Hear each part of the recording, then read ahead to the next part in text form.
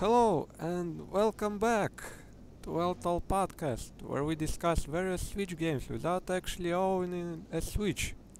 I'm your host, Senior of White Line, and I'm really happy to welcome back our good old friend Zach. Yes, hello, Hey, I'm back from exile. Hello. yes, you're back, and you have been to Japan for an entire month. Yeah, actually, it's been I came back only a month ago, but Yeah, yeah, I've been a little busy this month. So yeah. Uh, actually I came back exactly a month ago. oh, wow, Exactly one what do you month. know? Yeah. And now the listeners can guess when are we recording this podcast. Anyways, so I was actually a bit worried that you are going to skip all the good stuff that Light would be releasing in September, but they actually delayed it all, and Yeah. then I thought, oh, well, now we can record our podcast right as things are happening. But then work happened, and now we are actually recording it about the same time I expected us to record it about a month ago. Yeah, Well, well, it's not too bad. We've had a lot of time to sit down and really process everything that we've done. well, I sure hope so because it's still a bit of a mess for me because it's only been 2 weeks and the world is still kind of in tatters. Yeah, your head is still spinning. Yeah. Yeah, kind of. All right, so just so we uh, keep everything uh, on our mind, so to say, I think we should just speak a little about what happened over these last 2 months. Well, not too long, but fortunately, not too much has happened anyway. The first thing we learned in September is that the new opening theme for the Switch version of Dies Irae was performed in Japan live. And Yeah. this is where you can tell us some more about it, I guess. Yeah, it was on September 8th, Yes. in Arrival Festa, which is basically basically it like commemorate, it was like, an anniversary for that place, for the venue where it took Yes. Yes. place. And basically it was organized by a guy called Nubia, who is a composer who is, among other things, one of the composers for my I Brave forget Soul? what's the yes, for Brave Soul, which is a game made by a bunch of Masada fans. It's like a Chuni game, a Dojin title that they're making, and they Yes. released a 2 hour, a several hour long prequel Yeah. title that you can. It's taken quite a while to release, but Yeah, that's yeah. understandable because it's still a fan game, and they are certainly quite ambitious despite all that. Yes, and they're all very talented. Like, Yes. Eternal, Juyon Sai-san is the artist who we all know as a fan artist for a lot of really good DS fan art, and a really good Shinza fan art, and seeing his art is astounding. And Nubia Yeah. is one of Yeah. the composers, and Nubia actually is an interesting character, also because he's very friendly and very, very. He interacts with people on Twitter a lot, with English Yeah. speaker as well. Yeah. You can actually see him like actually reaching out to English speakers and asking them questions. It's really Yeah. cool. That's not really what you would expect from Japanese celebrities, so to Yes, say. but what's even more interesting is that he actually struck it big in that he is now working alongside Yono Sensei. Yeah. Yono Yeah. Keishi, who is the composer for Dies Irae, for Kajiri Kagura, for Dies Irae Pantheon, for Yes. Senshinkan. He's basically one of the biggest creative minds for Dies, and Nubia-san is now working alongside him, and that's really cool. And this and the thing about Alival Festa is that it had a whole lot of artists. All of them were very, very good. It was an amazing live from start to finish. Very funny, very cool. There were a lot of like anime covers, and of course we had Yuinyan in the end. Yeah, and we had Uh, San himself yes, too. and yes, and we had Yunao-san who played alongside Nubia and played for Yuinyan as well. But the thing is that almost every single artist had at least one song where Nubia cooperated with them, which is Oh, really yes. So in the middle of the live, they kind of had everyone sit down for a second because we've been standing for hours, and so you they did have some seats, right? no, it wasn't the floor, but Oh, oh, okay. there were some seats on the side, but not a lot, Yeah, okay. But it's okay. We all sat down on the floor, and they like uh covered the stage, like Mhm, lowered a mhm. curtain on the stage. They like projected some cool stuff for us, and then they said they have a message from Light, and a video popped up, and people noticed the file name is had opening in it, and you could actually hear everybody going yaba yaba yo. We thought we were getting the Pantheon opening or something, but no, Ah, we actually got the Switch version opening, yeah, and which was still kind everyone of cool. it was still kind of cool, and it was really, and we all really liked it. It was we were really enthusiastic, and I'm sure that most of our listeners, if not all of them, have already listened to Einsatz Zugabe, Yeah. and I think it's a really, really good mix. And Yuinyan introduced it, and it pretty much like it's kind of like a remix that kind of carries the weight of 10 years of Dies Irae. And it's Yeah, it's been a while since Einsatz was the actual opening theme of the game. We had Artes Fabulous in then, we had Amantes Samentes, we had Kajiri Kamui Kagura and its two opening themes, and now it's just kinda going back don't to where it don't forget started. and don't forget Ikabe as well. Yeah, right, right. Yeah, in terms of the live itself with Union, it was really cool. It had Senshinkan songs, which isn't which even Union herself commented she doesn't get to sing them that often, unfortunately. Oh, so Uh, she did cover them, right? she did cover them, yes. Oh, okay. She didn't cover Bensenshin's opening, but she covered both of Senshinkan's opening, both the Mm-hmm. PC versions and PS Vita version. Or Well, she did perform the Vita version originally, I believe. no, I mean, no, of course, those are both her songs, but I Yeah, mean yeah. that Okay. she performed them here in the live. Yeah. She Okay. did. She didn't perform the. She also performed Bensenshin's opening, but that didn't make it into the live. Is what I meant. Ah, I see. Because if you've listened to it, it's kind of like a really cheery, not a kind. It's not the power metal kind of song Mm-hmm. that you want to bring to like a rock concert here. And yeah, it was definitely an experience. I came early, so I was like in the second or third row, and let me tell you, standing like 4 or 5 meters away from Yonaosan and Yu and Yan was exciting. It was Yeah, I'm not sure exhilarating. I can say I experienced anything like that because, well, besides maybe Momoi Haruko coming to Moscow and performing for a much larger audience, and I just happened to be in the front row. Yeah. Um, so yeah, it was a really cool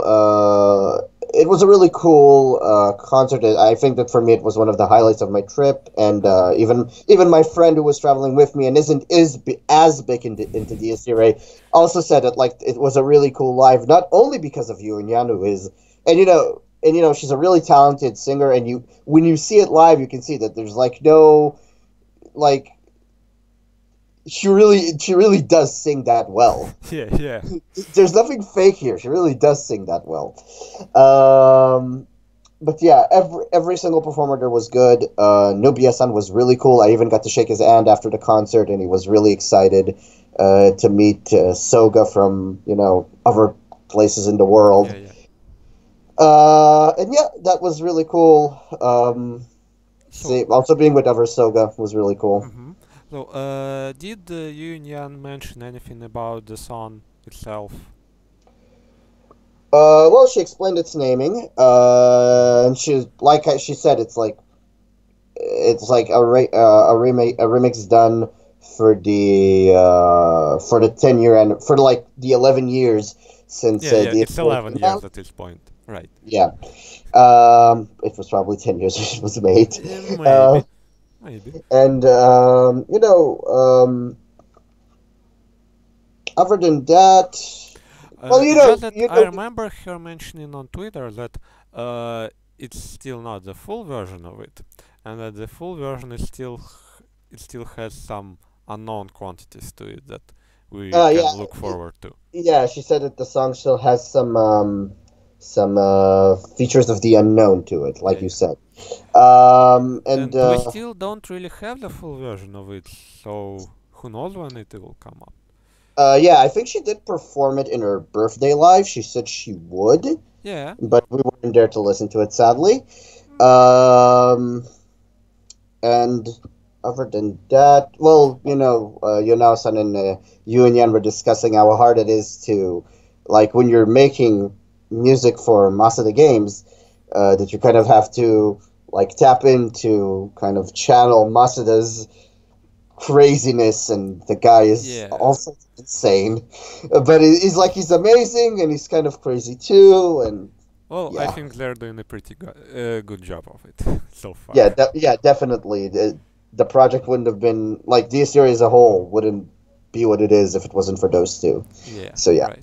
So, anyway, that was the first performance of it on September 8th, but the rest of the world actually couldn't hear it until the following week on September 14th. 14th. Yes, on that day we got the opening movie along with the song and along with the announcement that the release of the game unfortunately has to be delayed because of some bug that was found at the final bug checking stages of beta testing, and so the release date was moved over to October 18th, which Yeah, is about three about weeks late. 3 weeks later. Yeah, and well, they still passed by pretty quickly, but it was still a bummer.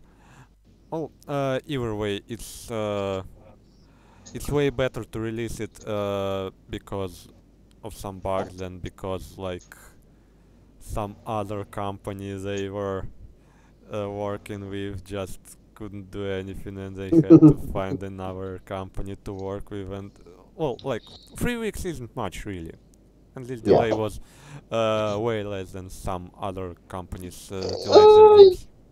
yeah, it's also not uncommon. It happens a lot in Yeah, the yeah. industry. Unfortunately, it's a digital release, so they didn't really have to delay it by that much. Like, Hmm. they still haven't released the physical version of it, and so they could have just said, okay, we will fix these bugs and release it as soon as possible. Uh, and then around September 22nd, we finally got to listen to the anime soundtrack in its glory. Did you actually get a chance to listen to it? I haven't. I've seen it in stores towards the end of Oh, my trip, but it was a bit. It was actually kind of expensive. I think it was like well, it six. has three discs in it, Yeah, so yeah. I'm not judging. I'm just saying it was like I yeah, think six yeah, or yeah, 7,000 yen, and I didn't have that kind of money on me at that yeah. point. Like I had that kind of money, but I couldn't waste that kind of money towards the Uh, I won't call it a waste, but spend it, yeah, correct. okay, And okay. spend that kind of amount of money towards the end of the trip. It is a waste in comparison to the fact that I need to eat. But yes, I guess. Well, you could have experienced the Japanese lifestyle of eating ramen for weeks or something. that's you're saying as if I didn't do that. Oh, oh.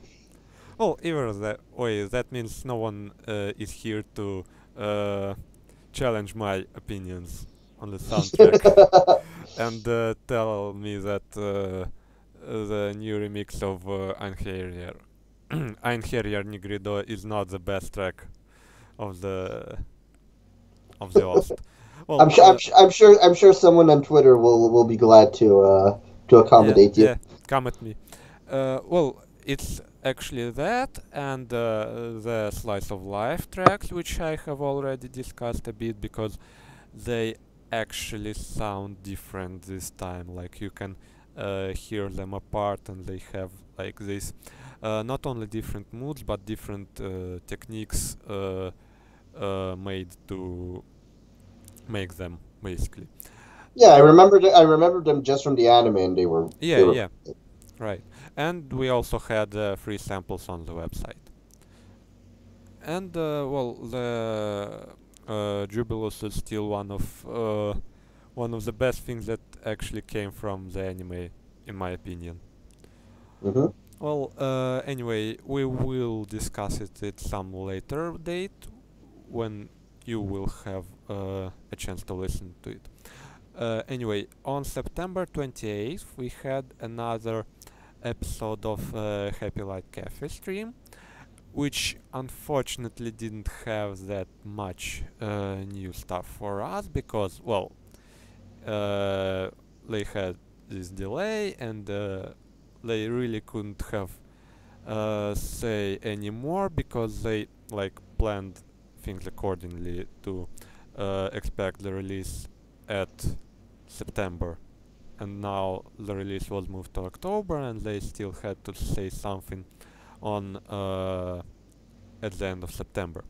Well, either way, they mentioned a few events they had in plans. First of all, they had the uh, caravan event, which usually has a lot of exclusive merchandise, and this time it was this acrylic stands for mobile phones with the phones depicted on them, which actually have corresponding wallpapers for your phone, so you can have the god sitting in your phone while your phone sits on the acrylic stand, which is kind of cool. But unfortunately, they could have only released 4 different phones and not all of them. Oh, they actually mentioned that, like, well, I'm not sure anyone is going to buy the sixth throne, really. Yeah. Which Well, I'm not actually sure. yeah, I don't think so. Well, the sixth throne is also is really cool in Well, design. yeah, yeah. And Hajun has a lot of fanboys, so Yeah. Well, in the end, they went with the pattern of 2 males, 2 females, 2 new thrones, 2 old thrones, which is, well, uh, really the best way they could have done it, I think. So yeah. it's Shinga, Muzan, Mercurius, and Mari. And they also had some other weird events at the caravan event, like they have uh, they had a rock paper scissors tournament or something where you could have won some old merchandise like the wall scrolls and such. That's pretty cool. And they also have had this box with various badges inside, and you could have pulled a random one. Uh, and it had Mercurius on it, which kinda made it look a bit awkward, but well, I guess they know what they were doing. Yeah, a shame I couldn't have gone to Carowin. Carowin always strikes me as one of those cool events. I wish I could have gone Yeah, there. it's a Like shame it's it like lasts for a single day, I think. yeah, I don't I'd probably leave there with like the biggest hole in my pocket ever. But Oh, yes. alright. Alright, so another event that they announced at the time is that they were planning to meet with the fans at the loft. I'm not sure where exactly it is, but well, basically they said that they would be glad to discuss some future plans with the fans directly. And it actually happened at a later date, and we will discuss it a bit later on. And they also released, uh, like, they didn't really have any new throne images because they have already shown them all by that point. And Almost, well, almost. well, I'm not sure if the seventh throne really counts because it's not really a throne from what I It's understand. it's it's in the world page, so you Well, know. yeah, they revealed everything that was in the Switch version. Let's say that. But besides that, they also showed us the character visuals for the protagonist, so to say. And most of them we have already seen in the GUSK art book, which was released in August. But actually, this was the first time where we have seen the male character, which Yes. did raise some eyebrows, but well, it was really to be expected by that point because, well, we have to have a male protagonist in these games, even if it would be a mobile game with a female main character, so to say. We would still need someone to serve as our stand-in. Well, they could have also made a female version, Yeah, but yeah, and that's kind of weird at this point because we still don't know if there will even be a female protagonist. Well, it's not unheard of actually. Some mobile games don't have a female version of the protagonist. Like I can think of like Shironeko Project. I can think of well, Puzzle and Dragons don't really have a protagonist. Like we have all these shonen games where you are like Goku or Luffy and so on. Like uh, it's uh, it's not uncommon, but it's still kind of a shame because Shinza does have a lot of female fans, and it would be pretty cool to have uh, an option to uh, like interact with all these cool male characters as a female protagonist.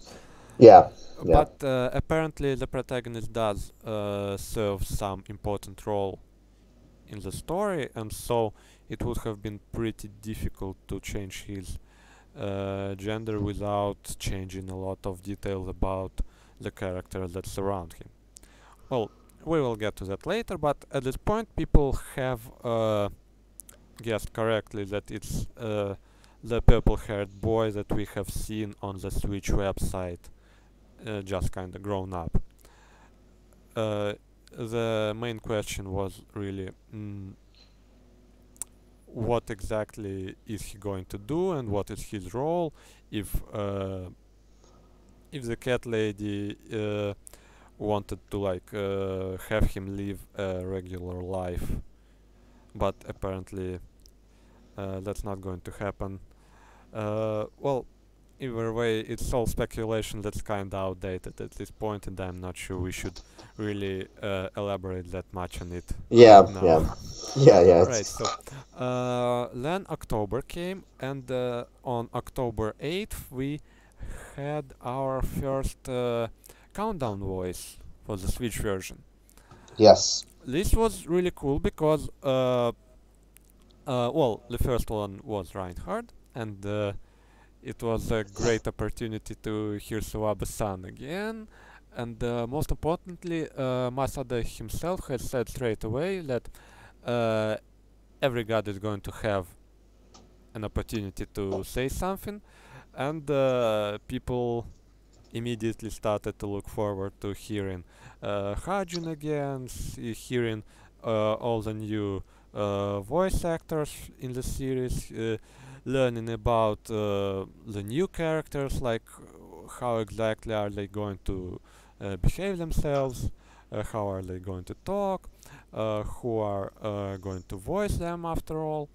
And Hmm. well, it really was a lot of fun, even if at first it was like, well, they front loaded the gods we already know, so it's uh, Reinhard, Mercurius, Mari, and Ren were Hmm. the four, uh, The first four, yeah. yes, the first four. So it wasn't really anything too exciting. Well, besides maybe like discussing how Mercurius acts all like, oh, so you missed me, did you not? No, No, no, we didn't miss you. no, I didn't.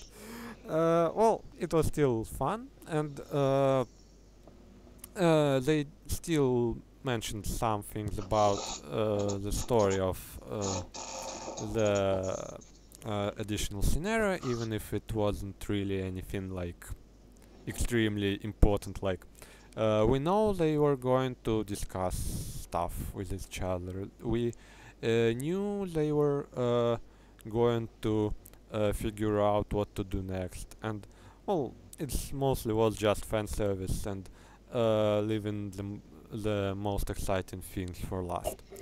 Well, then we had Hajun, which well did excite a lot of people. Yeah, people aren't used to hearing him without that filter on his voice, I guess. Yeah, But and yeah, he himself is not used to talking to people. no. Like, well, uh, it's also one of the first opportunities for the English-speaking people to actually hear what he has to say on something, because like Kajiri Kamikagure is still not translated, but we Yeah. did translate all the countdown voices because we knew that some important stuff was coming. And well, why not translate Hajun's? And now people know what a shithead he is. Yep. And the next came Satanael, who uh, who sounds pretty much like we expected him to, uh, except maybe the fact that he sounds even more emotionless than before. But it is kind of a point made in the scenario itself that the Morning Star and Satanael are not really the same thing, because Satanael was a product of Paradise Lost, but the Morning Star is this machine-like entity that discarded all pride and selfishness uh, that controlled him over the story of Paradise Lost. Um, there's something to be said about that, but we can move Yeah, on. yeah. So the next one was Muzan. This was the first time we heard him at all. Was Well, it? well, depending on your definition of it. Well, he did sound really similar to Amakasu, from what I believe, even if I myself haven't heard a lot of him speaking. Well, Amakasu isn't as angry. Well, he wasn't really that angry at the countdown voice, so people only had like less than 2 minutes to judge him by. So I guess. yeah, I suppose they could have like made that Comparison, yeah. yes, that comparison. And he also talked a bit about himself and about uh, what he feels about this entire situation, and he actually had a really interesting phrase right here in that worrying about anything that comes after him is against his motto, so to say. And this really meshes well with what we know about Paradise Lost, because Paradise Lost, well, we did talk about it quite a bit, and we discussed how, well, it really didn't seem like it has a god.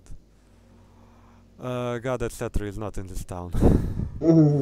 Yeah. And so now it's not really, well, it's not even retcon, so to say. We just know why it feels that way, because he is remorseless, basically. He does not care what happens after him.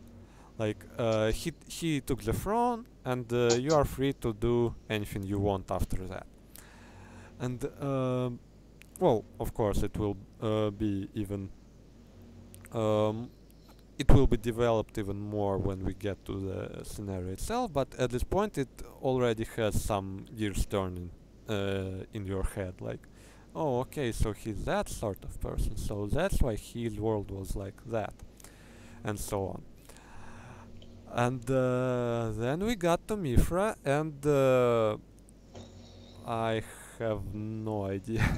Like, uh, she's like the direct opposite of Muzan. Yeah, I don't think anyone expected her to be like that.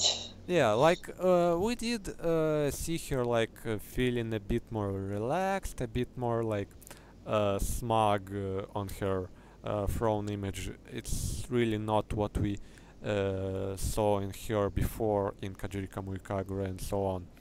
And so seeing her like saying, you know what, I'm going to make all these men mine, is not really what you expect to hear from someone who took the the very first throne. Like, don't you want to say anything about how your rule is about the coexistence of good and evil or anything like that? Don't you want to say anything about Naraka? Don't you want to say anything about like the throne itself? Nope, horny and main. No, no, we have more important things to do here. Horny and main.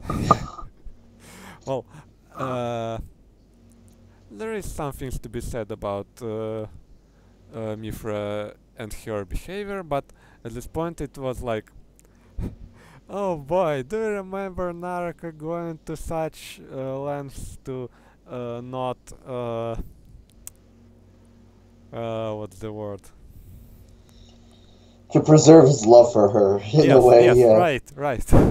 And she's And like, yeah, no, ah, it's fine. I have other men. Uh, well, uh, well, I don't think we should like go in circles here. So moving on, we have the first take on the purple-haired girl, who we nicknamed Tsukuyomi, and who apparently did end up with that name. So props sort to of. us. Sort of. It's Yomi. Yeah, It's yeah, weird. but it's still the same logic. The implication seems to be there, Yeah, yes.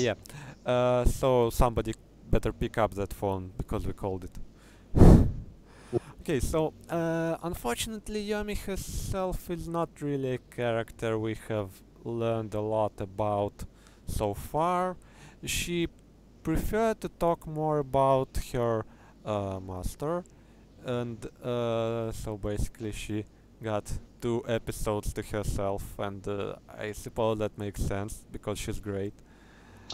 Yeah. Though, that in itself says a lot about Yeah, Yomi, that yeah, she's willing to talk more about her master. But kind of an insider look. I'm translating it. It was actually really annoying because we weren't sure until the next day who yeah, that master was, yeah, right. because most of everything she said could have applied to Habaki just as much as it applied to um, who we found out later is Hirame. Yes. Um, I did assume it was her because Yomi did describe her master as graceful, and I that implies that you might assume that their master would be Yeah. graceful, which you wouldn't assume from Habaki. So Yeah, I, he's a I country bumpkin through and through.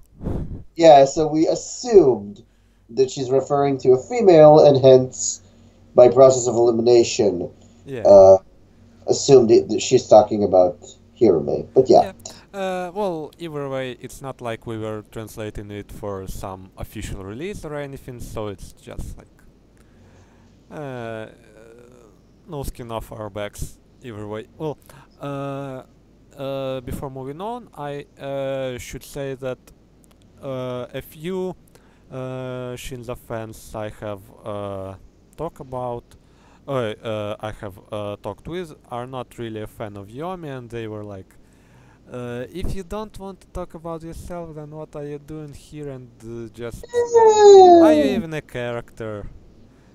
that's not true. That's not true at all. Well, it's really a matter of taste, really, because good girls are good. Yeah, she's a good girl, and she's definitely got more character than you might think. As we find out later on, she's got her own. She can be just as spicy as her mistress, and Yeah, yeah. she's. It's actually really fun. I'm kind of jumping ahead, but like Yes, okay. seeing them interact together in the Switch scenario was funny because she pretty much like poked fun at Hirame, like kind of on a like kind of poked fun at her in like little discreet ways. She also kind of does it here in the countdown was because she pretty much all she the only things she said the only things she, all almost all of the things she says about her mistress are actually really bad things. Um, Well, yeah. so yeah, And so you're she's not got like really sure is she doing it on purpose and or is she really just trying her best to describe her in a good light? uh, it's her honne talking. It's her real feelings. Yeah, yeah, Um, basically. yeah. Well, So uh, that's that. Yeah, she's a good girl. I like her. I mean, I won't lie. I'm definitely more of a. I'm from the Hirame faction through well, and through, yes. I do like Yomi a lot. And And she does have an important role of being the straight man of the group, so to say. yes, she's definitely the straight man of the group, and that's great. It just means that the group dynamics are going to be really fun. And Yes. as an addendum, we now know that she was translated by Seto Asami. Yes. We Right, right. weren't sure. We weren't sure. We had four female voice actresses. We weren't sure who would translate who. And we And actually didn't learn it until next week because, well, while we did hear all of them in the countdown voices, we did not really know who was who because there wasn't really any text like this countdown voice is voiced by Okuburumi and such. yeah, yeah. And Well, I recognize like two or three of them just by hearing, yeah, but yeah, we kinda mistook Ami Kushimizu for Seto Asami at some point. yeah, people assumed that she was her, and then we heard Koha's voice, and that was obviously Yeah, yeah, uh, basically. Koshimizarami. So yeah. Okay, so moving on, we had Hirome's voice, and I'm a believer now. Well, it's not like I wasn't a believer because her design was great, but now she's like, sh- it's really she's hard for me to find anything bad to say about her at this point. yeah, she's great, Nanoja. Yes, Nanaja. Umu. No, Oh no, that's a different character. it also kind of applies to her, but that's fine. Okay. Um, so And yes, we her even had a cameo from Rindo in this countdown voice, which was yes, we did. We had uh, Rindo Mama show up. man, this was great. It, Although translating her is not easy, let me say that. it's not easy, but it's also kind of fun because she's just that kind of fun character. And I was surprised actually to hear Rindo because we haven't seen any trace of her Yeah, in the. and she's not in the game itself, and she's not Yeah, she's not in the in the scenario. credits, and so they called her just to record this single line for the countdown voices, and not even for the Pantheon, for the countdown Well, voices for the Switch version, yep. which is really neat. Uh, I'm always glad to see people going the extra mile to uh, do something good like that. Hmm. Okay, so beside that, well, there isn't much to say here besides well, the fact that Hirumi is great, and Okuborumi does fit her a whole lot. Yeah. And lastly, we had Koha, which said way less than the rest of them. But fortunately, it was the release day, and so we like translated Koha's countdown voice, and then the world exploded. Yes. Then the world exploded. So we didn't really even have any time to wonder what she means and so on. Right. So should we discuss the game now or finish all the news that happened? Let's go by like chronological order, I guess. Okay, so after the game released, the website of Pantheon got updated, which was pretty neat because we didn't really expect it. So it added the last section of the world page, which got a new image of Hirome, which is also really great. And like, how can a single person can be so good? I have no idea. Anyway, so and it also added another new page with characters. It has the protagonist, which, what would you know, is the protagonist of the game. So our theories were pretty much correct, and he doesn't even have a name, so you could name him. And but he does have a voice. Yeah, he's voiced by Ishikawa Kaito. Yeah. Who does voice a lot of straight-faced protagonists, and I suppose it's a good fit for a person who doesn't Hmm. really talk besides shouting skill names in battle. Hmm. And we have a few sample voices for Hirome, Yomi, and Koha, and a short bios for everyone. Yeah, those bios were a bit informative because Yes, we yes, actually because like Koa's countdown line kind of threw a lot of things into into like that because all of this time Masada has been throwing around words about like this about the protagonist, that about the protagonist, this is the heroine, this is the protagonist, so on and so yeah. forth. We actually weren't sure who the protagonist was anymore. We weren't sure if it was Irame. We weren't sure if the heroine was Yomi or Hirame. We didn't know if there was a male protagonist. Then Koa showed Yeah. up and said she's the protagonist. It was Right. all messy. So actually uh, the character page actually put everything into perspective. Um, we have the protagonist who is basically Koa's supposed little brother, who has inherited the Pantheon ability from her. Yes. And that's our role in the story and why we can do it. We also learned that Koa. I'm going to actually jump a little ahead. We actually got a little question here from Opie Defender who asked, what is the deal with Koa's tail? Well, I'm sure you already know this, but Koa actually has a mascot form where she's a plushed cat, and Yeah, that's her but form. why? And that's her form in the gacha. We don't know why, but that's it. It just is. Don't doubt it. Don't argue it. Yeah, Uh, it's just that. Uh, okay, so she turns into a cat, but why does she have a tail in her human form?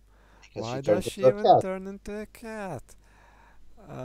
The Well, real, the real, the real question isn't why she turns into a cat. It's why everyone else aren't turning into cats. I suppose, yeah, okay. But yeah, more seriously, that's kind of the answer to that question. That's the only answer we have right now. But yeah, basically, her mascot form will be in the gacha. It's also, if I'm not mistaken, also the her primary form when she cooperates with the main characters in the scenario in the Yeah, main and so story. her human form can be seen in the protagonist's dreams or such, Yeah. and in the actual real world, she is this cat plushie. Yep. And a lot of people are lamenting this decision because her human design is pretty great, and now it's kind of wasted, so to say, on a cutie Nah, mascot. nah. I'm sure they'll think of something. She'll show up Yeah, one way or another. I'm pretty sure like as soon as they like enter some throne, she might go back to her human self or something like that. Yeah, but yeah, the character page also kind of set up the dynamic between the different characters. We can like we kind of have a little more of a grasp, for example, of how Koa's relationship will be with Hirame. With Yomi, With with Yomi not with Yomi uh not so much, but with the protagonist. yes, yes, And you can see like Yomi being kind of the voice of reason in the group, and you know it looks like it'll be like the on its own the group will be a lot of fun, and that only makes me dread all the more what happens when Masada starts piling all that shit he wants to throw at the fan, well, and at least they still ruin have everything. all these mentors that they have from the Eastern Expedition and such. Like, Yeah, that's another thing. Apparently, I think Masada mentions it a little later in the stream that like the Eastern Expedition, the members of the Eastern Expedition will all take up like will all appear in like different screens of the yeah, game. yeah. Like when you want to train a character and power it up, you kind of go to the dojo where Sojiro beats some training into you, I suppose. and I think Yako was about selling characters or something like that. Like, yeah, I don't remember what Yusui was. I didn't really catch it. It was something a bit more complex. I think it was like evolving them or something. Yeah, probably like Ascension or something like that. Yeah, Yeah, yeah, pretty much it's like Da Vinci and Fate Grand Order and yeah, yeah. such. But yeah, Except that now we have like six of them. yeah. Well, I don't know if Rindo and Habaki will appear in that capacity. Well, They might appear. they will appear, but I'm not sure if they are going to be separate functions, so to say, because Yeah. Masada mentioned that they are going to be responsible for the quest section. Like, they are going to tell you, like, beat Reinhard with Spine, and so on, and give you rewards for that. Yeah. So But yeah. yeah, the team dynamic is pretty fun so far. I'm especially curious about Yomi because she is described to uh, be torn between her role of retainer of Hirumi, but Hirumi actually wants her to be a bit more of a friend or even a sister to her. And now that the protagonist is in the picture, she can actually uh, relieve some of the stress and maybe uh, shift some of her responsibilities on him, and so she can explore this new bonds she can have in her life. So Hmm. yeah, I would say she is the most potentially she has the most potential to grow as a character, I would say. Yep. I look forward to see it. Like she's like I said, she's very cute. I do like her, and Hirame actually like, and I kind of dread Hirame's development because it's kind of going to be like probably like an Innocence Lost sort of thing. Feels like to me. Well, I'm not even sure she's going to be developed, so to say, because as we know, gods are a bit static. Because if they weren't uh, this concentration of ideas, they wouldn't be gods in the first place. Well, I don't know. Well, Hirame's a yeah, little Hirma different. is a pretty special case because she is a union of different ideas in the first place, so maybe she can accept more inside her, so to say, so she can actually develop. Uh, well, either way, I certainly hope she will be fine. Well, she certainly seems like she will be up to whatever comes her way. Uh, like, like she's not a coward. She's going to fight anything that's going to fight her, and Yeah. that's basically all we uh, have to expect from her. All fisticuffs in the in Yeah, that. yeah. Alright, so the last piece of news that we have so far was the second Happy Light Cafe stream, which was last week. Well, on October the 26th. the last And week of October. Yeah. yeah, yeah, yeah. So it was the promised event at Loft, and actually it was pretty funny because, well, first when it was announced, uh, it was announced that Ayumi, the host of Happy Light Cafe, the representative of Light, I don't really remember his name, and the script writer for the Silveria series is going to be there. So people were not really expecting anything special from this event. But then at some point it was revealed that Masada will be there, and suddenly the stakes were much higher. So I don't even remember when we saw Masada last time before this stream. Like I think it was at the I think I it think it was was at the before time the anime Pantheon aired. was really when Pantheon was revealed. No, I think there was a bit before that, towards the anime's release. Well, either way, it was a long time since we seen Yeah, him, yeah, definitely. It's been at least a year. and he certainly felt the same way.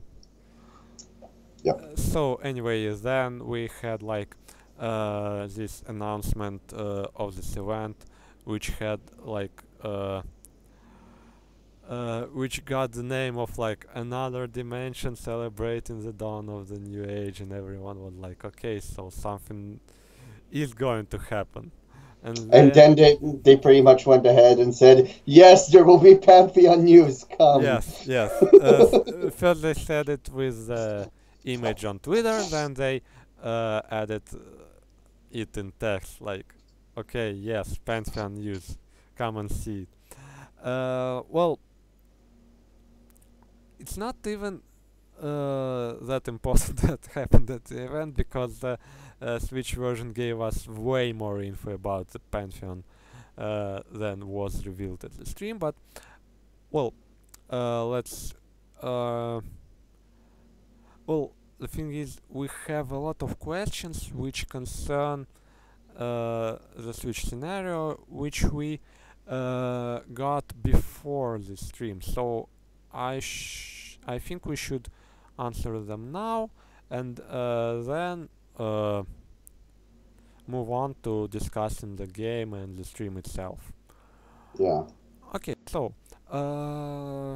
first question we got from Abdu11, who is always happy to ask us some questions. So, Thank you very much. yeah, even though some of these questions I feel we did answer before. Yeah. So, why does Lotus looks like Mercurius? So, Yeah, we already answered that, and the answer is he actually doesn't. yeah, well, okay. Uh, it feels like he looks like Mercurius because they represent similar ideas, even though they are completely different people. Can a Hado god increase his power, or is it fixed? Okay, I think that just by taking the throne, a god becomes stronger than he was before taking it. Like, just the act of taking it makes you stronger. And kind of puts you at an advantage compared to a god that doesn't have the throne. well, yeah, it's basically the question of territory. Because Mm-hmm. a Hado god is a god of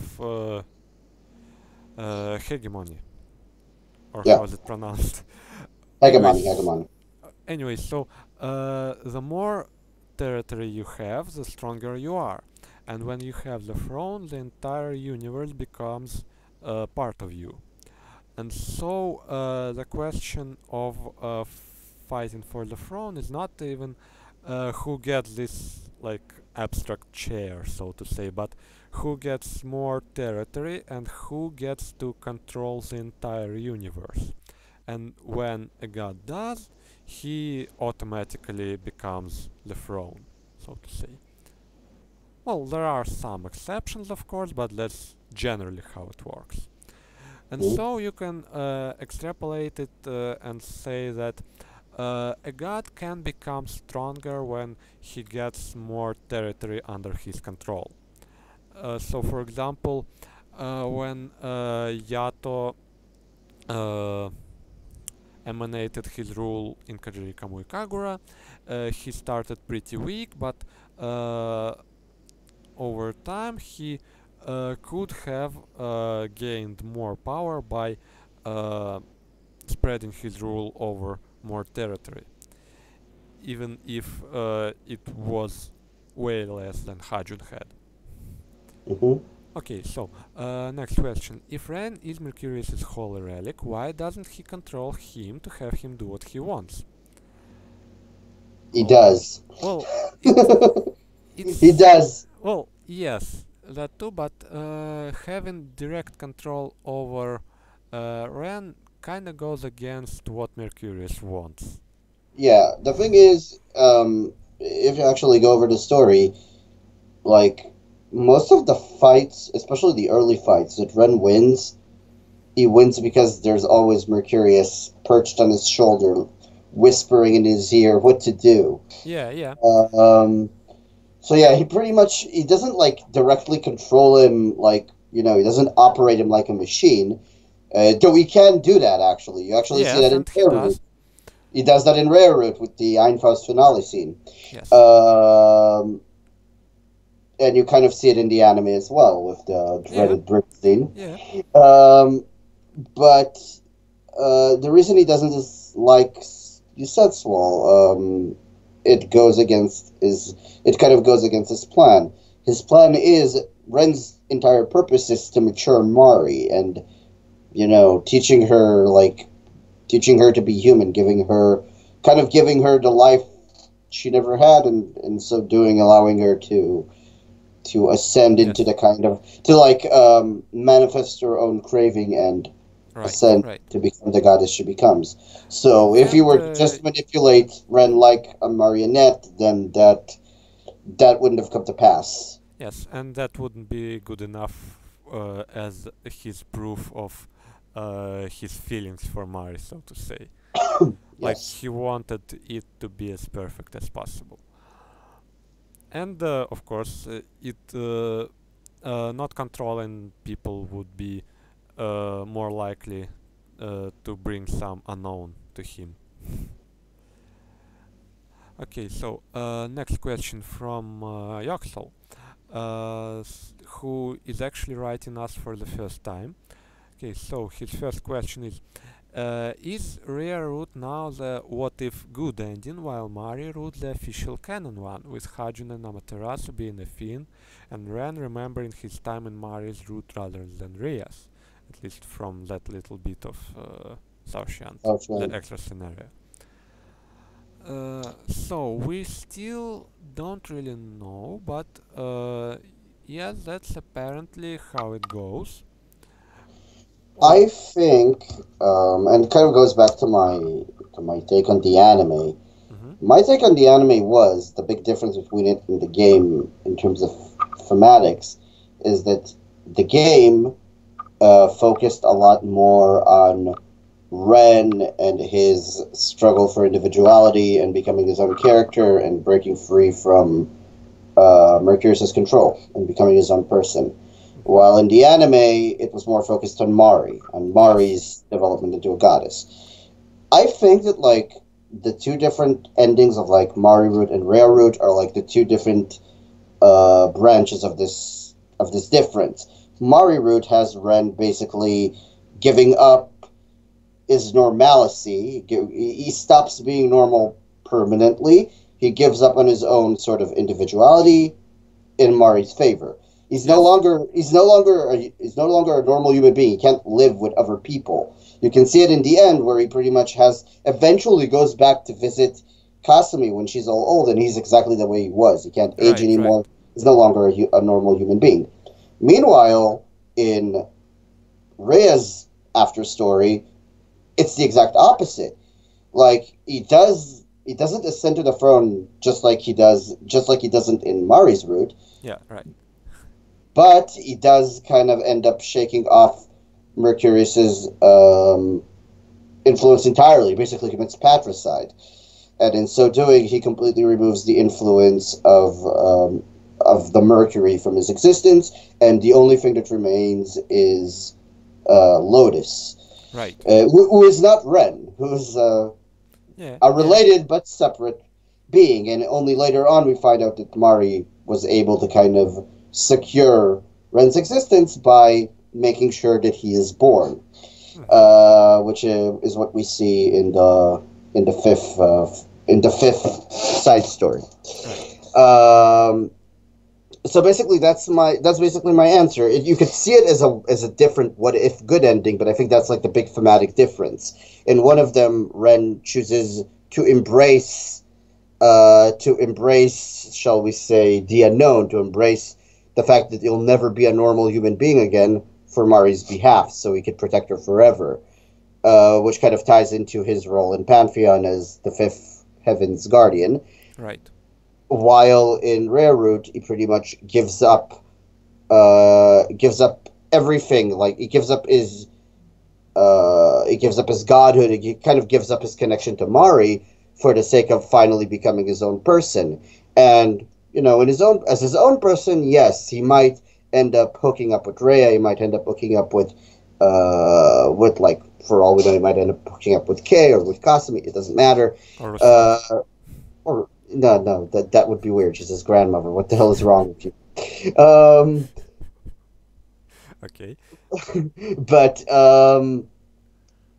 the point being, he might end up being with someone else because this particular instance of Ren never met Mari, because Mari obviously doesn't physically exist anymore, and her sensory No, doesn't show up. for now. Yeah, and her sensory will take a while to show up. But yeah, there's also the other matter, of course, in Resrid of them kind of proving that they love each other regardless of like their origins, their heritage. Mm-hmm. Rhea also gets her own time to shine, Right. like her own chance to be happy. But that's neither here nor there. So, Um, Pantheon-wise, you would say that Rare Root is really a what-if scenario that doesn't really doesn't really have anything to do with current events in the Shinzaverse.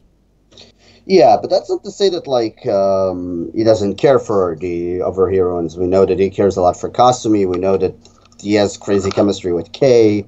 We know that he has strong feelings for Rhea. Yeah, yeah, of course. It's just that I think the question was more like, should we expect anything to come from the Rare ending in Pantheon? It might appear as a cameo, but not like directly as a canon event. Yeah, yeah. So that's basically what I thought. Okay, so next question. Do you think Throne Ren will retain his time armor from his time as Yato, or is his new outfit the time armor in I question? think I think it's kind of neither. Like, if you want to talk about like Throne Ren in particular, I think So, we'll get Yato. I think we'll get Yato regardless. yeah, But right.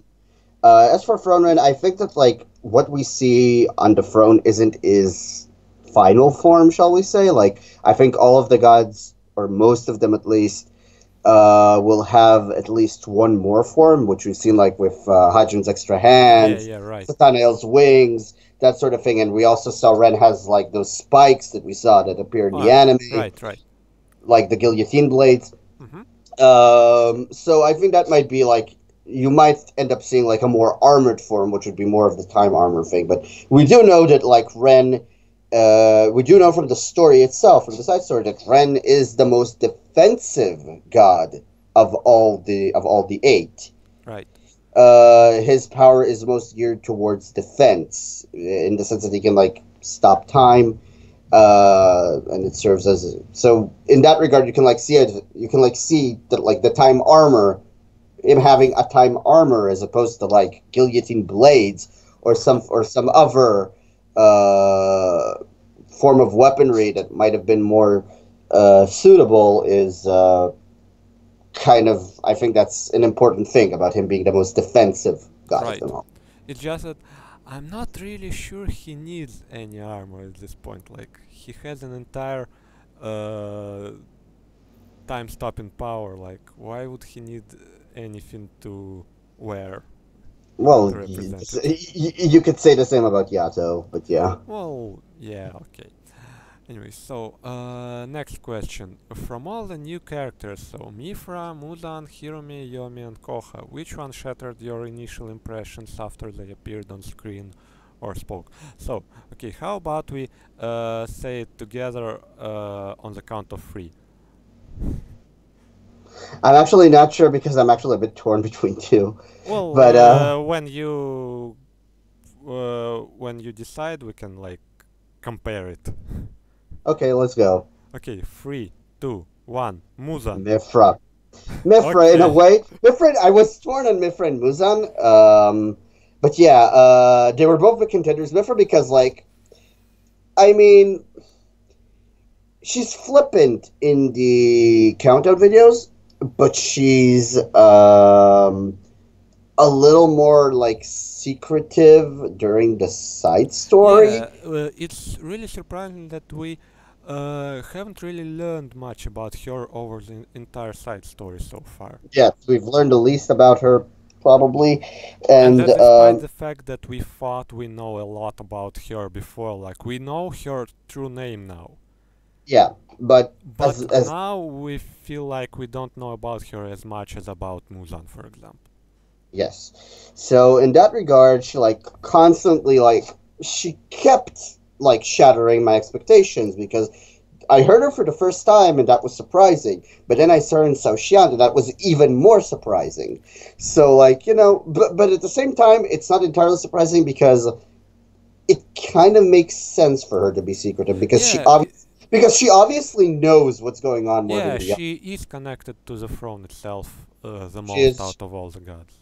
Yeah, she knows she probably knows what Naraka's plan is. Yes. And still chooses to actively resist it. Yes. Maybe we don't know. So yeah, Who but knows at this point? Muzan is Muzan has a certainly made the strongest impression on like yes, everyone. yes, yes, definitely, It and might not have contradicted our expectations of him, but it certainly delivered on them a lot. it's like It's we like you figured. expected him to be this cool, dark dude who wields his sword and like hates Mifra, and that's about it.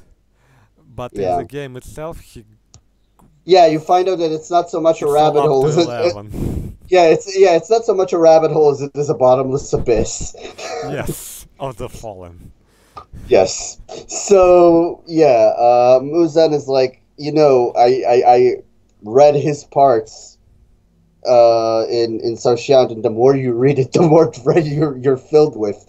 He's certainly like just how far he goes, how bottomless that abyss of the fallen really goes.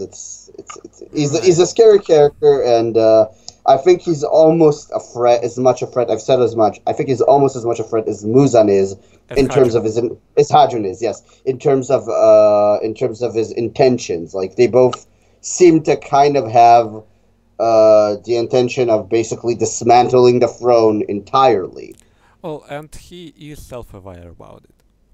Yes, he's Like definitely he so. said that I'm not really,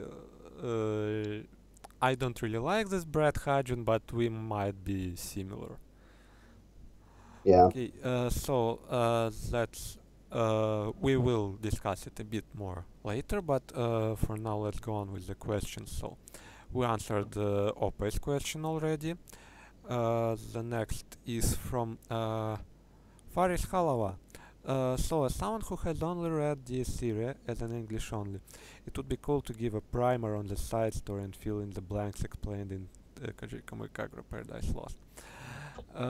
Should we answer it right away and or just try to talk about it later on? I think we think Because about it later on because it's like I understand the request, but like a primer on all of those would take hours. It's like Yeah, it's basically. like it's basically a whole thing. Like I think that just by listening to the podcast, that should give you like a kind of a Well, the rough uh, idea is again that Paradise Lost is about Satanael achieving the throne by creating the sinless person, and in Kajiri Kamui Kagura, Hajun is beaten by a group of people who become gods together. yeah, And in a that's way. basically all you have to know to know what Saoshyant is about. Yeah, in a way, like there's obviously a lot more to these games than just that. There's Yeah, like but the scenario a whole itself lot of doesn't really explain too much about these games. Like it uh, spoils a bit about Kajiri Kamui Kagura and the relation between Hajun and Habaki. which is a pretty major spoiler, to be honest. Yeah, but well, uh, I suppose if we do it, we should do it at some later point. For now, on with the questions. Shurado Shkotan asks us. I've seen some parts of the extra scenario translated already, but do you plan on translating the entire scenario if given the full length? And Well, we've been given the full length already. yes, actually, It's up on YouTube, and there yes, was it's up on also YouTube for now at least. yeah. Uh, well, but yeah, you can already watch it if you want. I'm honestly not too sure about it being available for free, but apparently it will be added to Pantheon as a prologue of sorts, so it will be free anyway, so might as well watch it now, I guess. Yeah.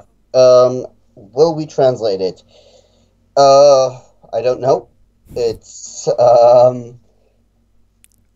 Like, I'll just say I may or may not translate it just for sports, but whether it will be actually uploaded anywhere is an entirely different question because there's a lot of question marks surrounding like yeah. releasing a Like we full just translation of discussed, this. there are some spoilers to be concerned about. Yeah. There are some legal issues as well, uh, and it basically takes a lot of time to translate entire 2 hours of videos. Yeah, Uh, it's certainly not like it doesn't take 2 hours to translate 2 hours. It takes a lot more to right, right. translate 2 hours. Like it has about 1200 lines of text or something like that. Yeah. And well, as for me, I can say that I am already translating it into Russian, and you can. And I do think that it will take me like a month or two to translate it in its entirety, even Yeah. though I have way more time than you do right now. Well, we'll see. I might be a little more free in the coming week or two. We'll see. If I will translate it, I'll translate it like whenever I feel like it. Yeah, Like, because it's really just uh, for our personal entertainment and not out of obligation before anyone. yeah, and at some point, do we have any plans on making a video explaining the lores of Shinzaverse in its entirety, like what other YouTubers did with Fate lores? Uh, See, I'm a little torn about this because I don't see how it would be done without simply like quoting the Pantheon site verbatim. It'll pretty much be that. Yeah. Now, personally, I don't have the video editing skills to do that. I don't have the equipment to do that. Mm-hmm. If I had, maybe I would have considered doing that, but I unfortunately have neither the equipment nor the video editing skills to do Yeah, it. right. If anybody has the skills to do it and wants to, Well, like the most I can do is like a slideshow of sorts, yeah, and I yeah, guess that could work.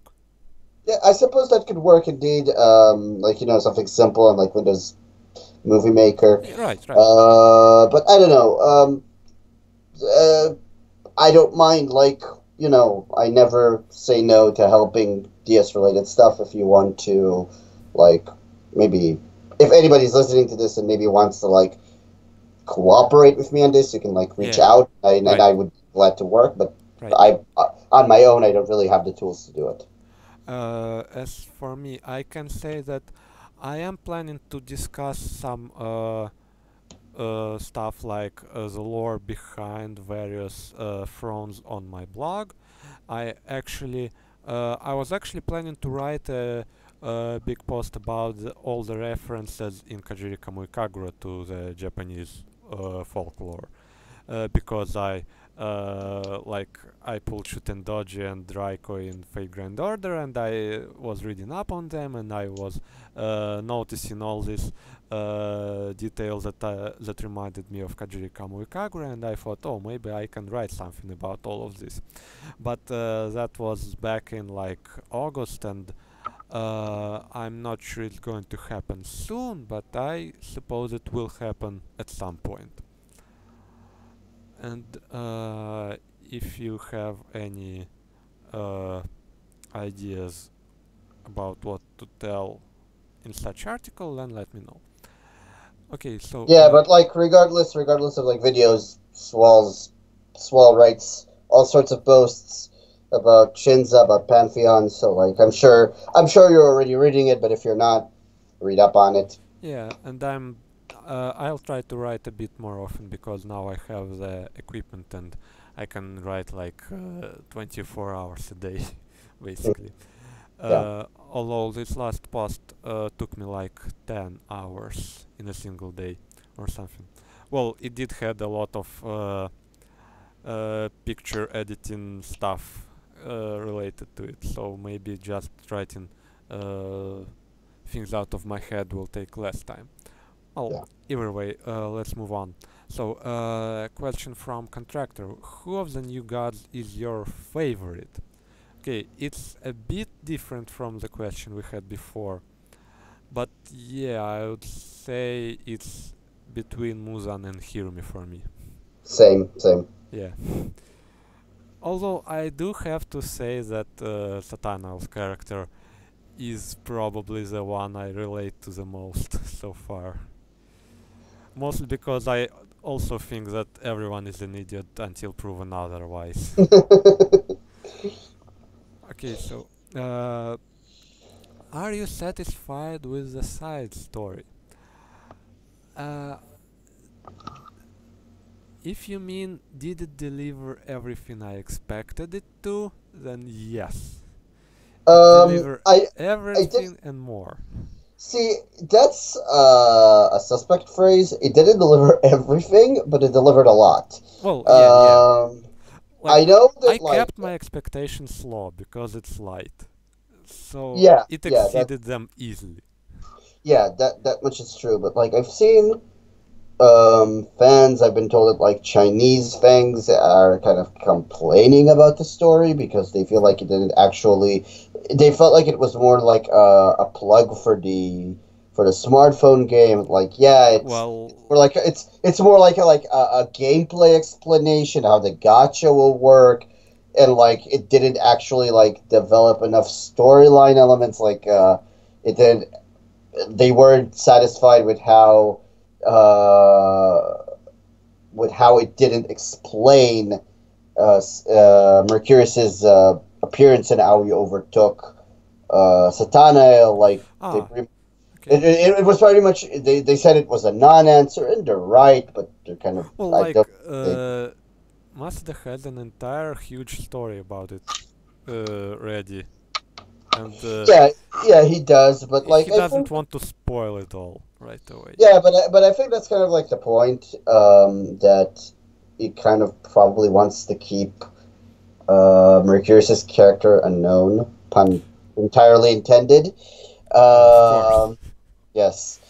So that's why. But personally, I was pleased with it. I feel like it gave a lot of stuff between the lines. Like a lot of like they gave so much development to all the new characters. They like put a lot of them into perspective. Like the conflict of interests between the eight gods is like really fascinating. Every single one of them, almost every single one of them, has his own reason for doing things, has his own objectives in doing Right. things. Some Right. of them we know, some of them we don't know. Like, and there's a lot of question marks. Like, can we really trust Mercurius to really just act in Mari's favor and not like do anything more? Can we trust Mithra, who we know virtually nothing about? We certainly can't trust Muzan and Hajun as far as we can throw them because they're just going to wreak destruction. It feels like, and it really feels like the only characters among the gods that we can really kind of trust to maybe deliver on a good ending, like intentionally deliver on a good ending, are Mari, Ren, and Hirame. So, and Right. Koa by extension. So yeah, it's like there's a lot going on there, Yeah. and it's really interesting, and there's so much to bite into there, and And yeah. it's actually kind of weird because so far Pantheon seems to be centered not around the gods, but around the Hirumi team, so to say. And Yeah. we are not quite sure how the two stories are going to intersect because, well, gods themselves are still stuck in this weird space waiting for the last two gods to arrive, and basically Koha acts as their proxy. In a way. Yeah, Um, and so well, we in a do. way We she represents all of their interests somehow. so, but the thing is, we do know that like this entire situation puts Hirame at risk. Yes, Why it yes, of puts her at course. risk, for what purpose it puts her at risk, we don't know. But we do know that like the protagonist, part of the protagonist's role is to defend Hirame. Right. So protect the good child. Yes. Um, but yeah. So yeah, I was definitely satisfied with the side story. Okay. So, what are your theories on Naraka and Koha? Well, Oh boy. Naraka is basically the same as before. It's interesting because people assumed that the side story is going to contradict the uh, that small drama we had at the beginning of June, where we had like Naraka talking to the gods and saying that you are going to stay here until tomorrow arrive, and it's actually still the case. It's Uh, kind of the case, except they don't really hear his voice. yeah, It's like, it's like immediately after he talked to them, and they're like, "Who was this Naraka guy, Mifra?" yeah. It's actually a little weird because apparently Naraka is to some extent not alone. There's I Yeah, think there two are more. five entities. There are five entities, five like greater entities that Hajun senses, and it's all sorts of like. Are all five of those entities Naraka, or is Naraka just one out of five? Uh, so yeah, that's one of those things. So we don't know much about. We haven't learned much new about Naraka Yes, from so the story. until proven otherwise, I'm going to believe that he's still like trying to gather all the gods to uh, do something about. Uh, Something. yeah, basically, and he still loves Mifra. Yeah. Okay, Koha.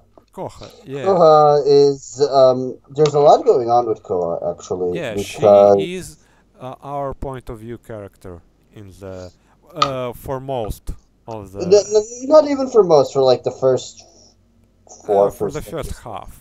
Okay. No, not kind of the first half. Yeah.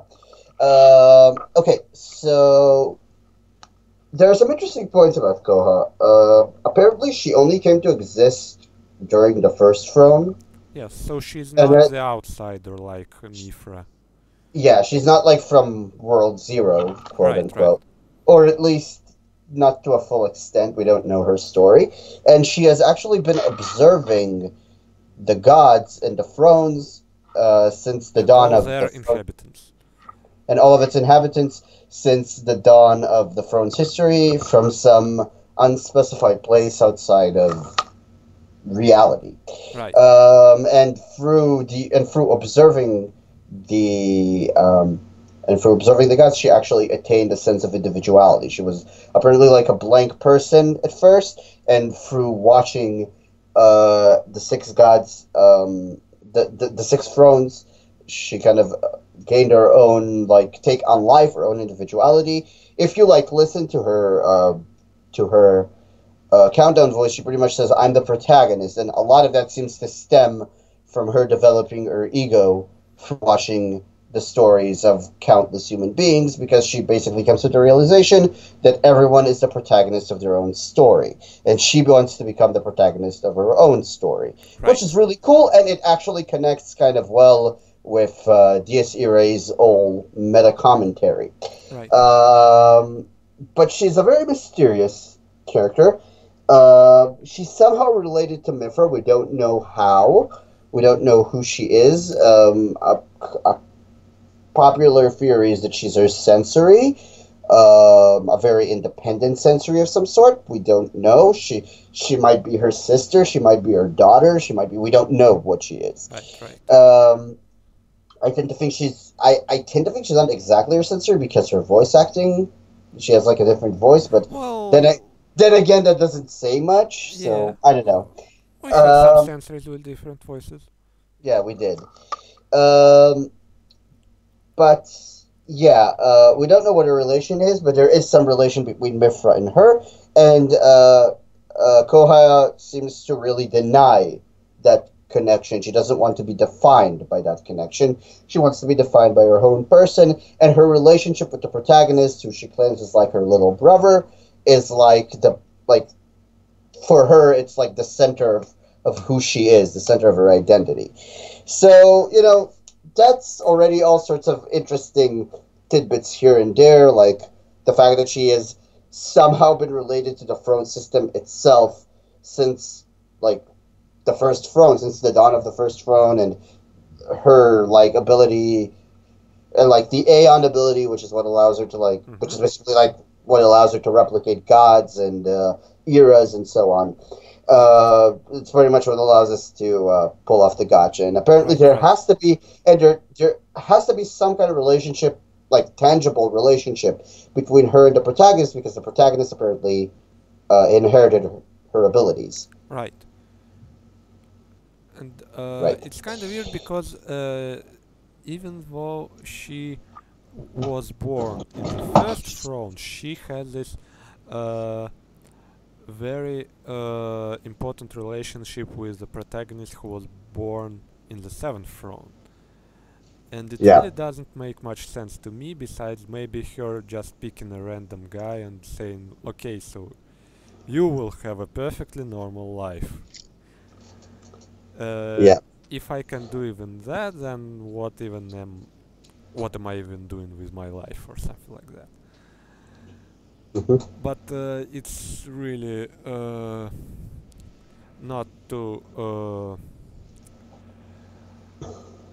It's pretty difficult to figure out what her deal is right now, and it makes sense because she will be like the black horse of the protagonists, so to say, and we will learn about her the most out of them.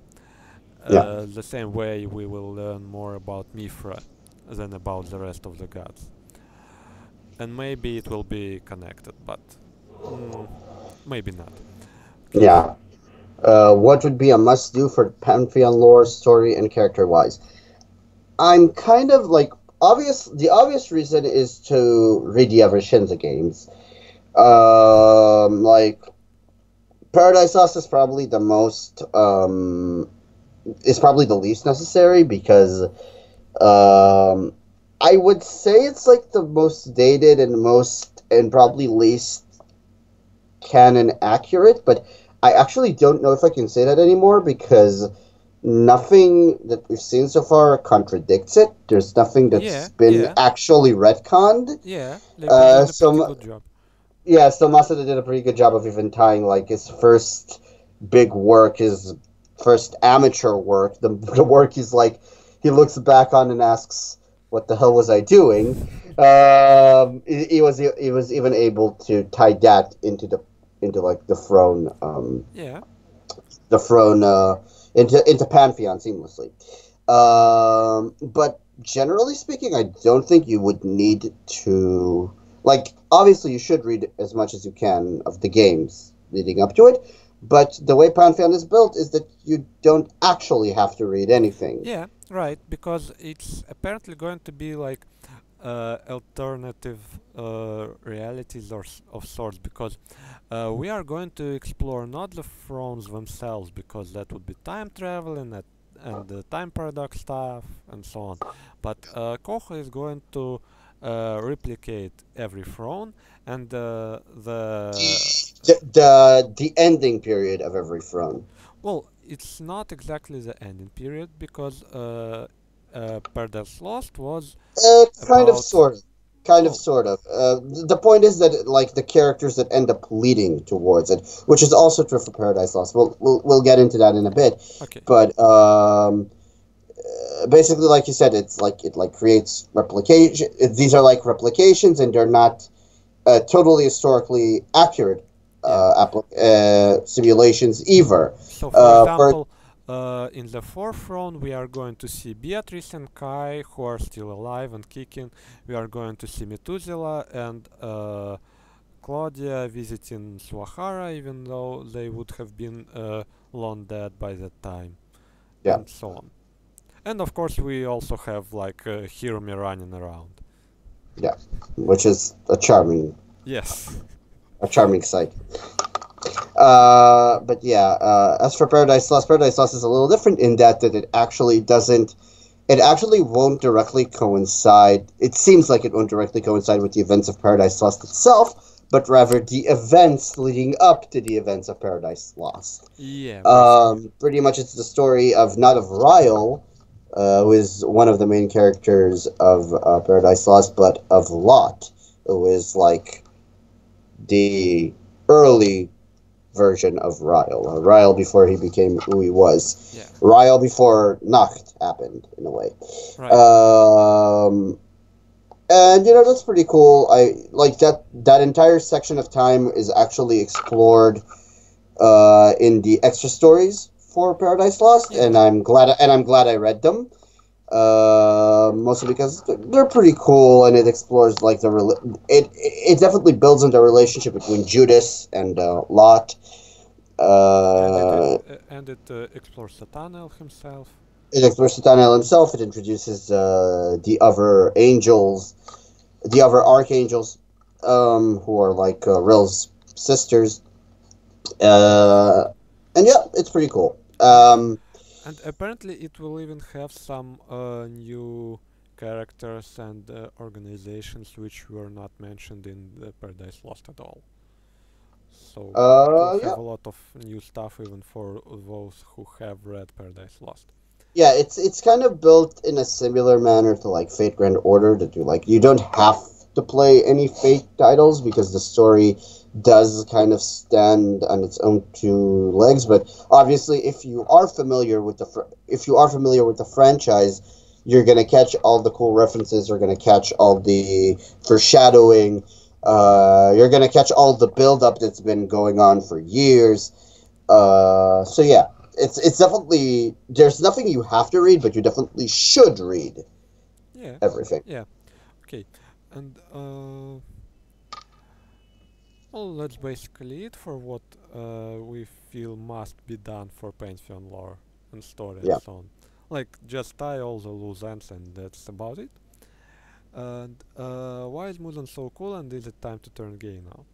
Well, Look at him, listen to his voice. okay, so first of all, I should remind you that evil is beautiful in the first throne. So maybe But he wasn't evil. He was of the good side. yes, but he turned evil. Like he remains the only Uh, evil in the world.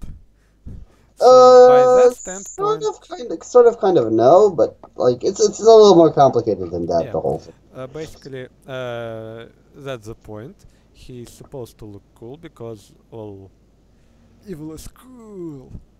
Kind of, sort of, but he's cool because he basically has a very non-compromising, no shits given kind of attitude, especially compared to the other gods. He's just got this murderous aura to him, and his entire credo seems to be destroy evil at all costs. Now, an Yeah. interesting point that I've noticed is that and that's something that Saoshyant actually uh, kind of accentuates, kind of goes to lengths to say that Satanael and Muzan are extremely, extremely similar. They're like Right. two Right. sides. They like the same things drive them. Both of them have a great loathing for evil, except they went in different directions. Muzan chose to become an evil that devours evil, while Satanael chose to drive away good. But then Muzan actually goes out and tells him that in your attempt to every time you clean the world from evil, you dirty your hands even more until the point where everyone other than you will be pure. You will be the last remaining impurity of the world. Yes, and so he So would just repeat the same thing Muzan did in his world. yes, and it's actually an interesting case because it's once again duality. In doing good, he becomes evil. So the chain doesn't really get broken with those two. But what's even cooler is that if you look at their designs and you can go into the Pantheon site and scroll up and down and compare them, they're polar opposites in terms of color scheme. Yeah, White right, of course. white hair, black suit, white suit, so on and so forth. Black background to the throne, white background to the throne, Yes, so on and so forth. but despite that, they also have some similarities between them. Like, they both are like beautiful guys who have like long hair and Hello. classy suits, and they have like sword motifs about them. Well, of course, Muzan has way more swords, but Satanel also has some behind him, like with the angels holding it. Yeah. Yeah, so. And Yeah, but yeah, it's very hmm?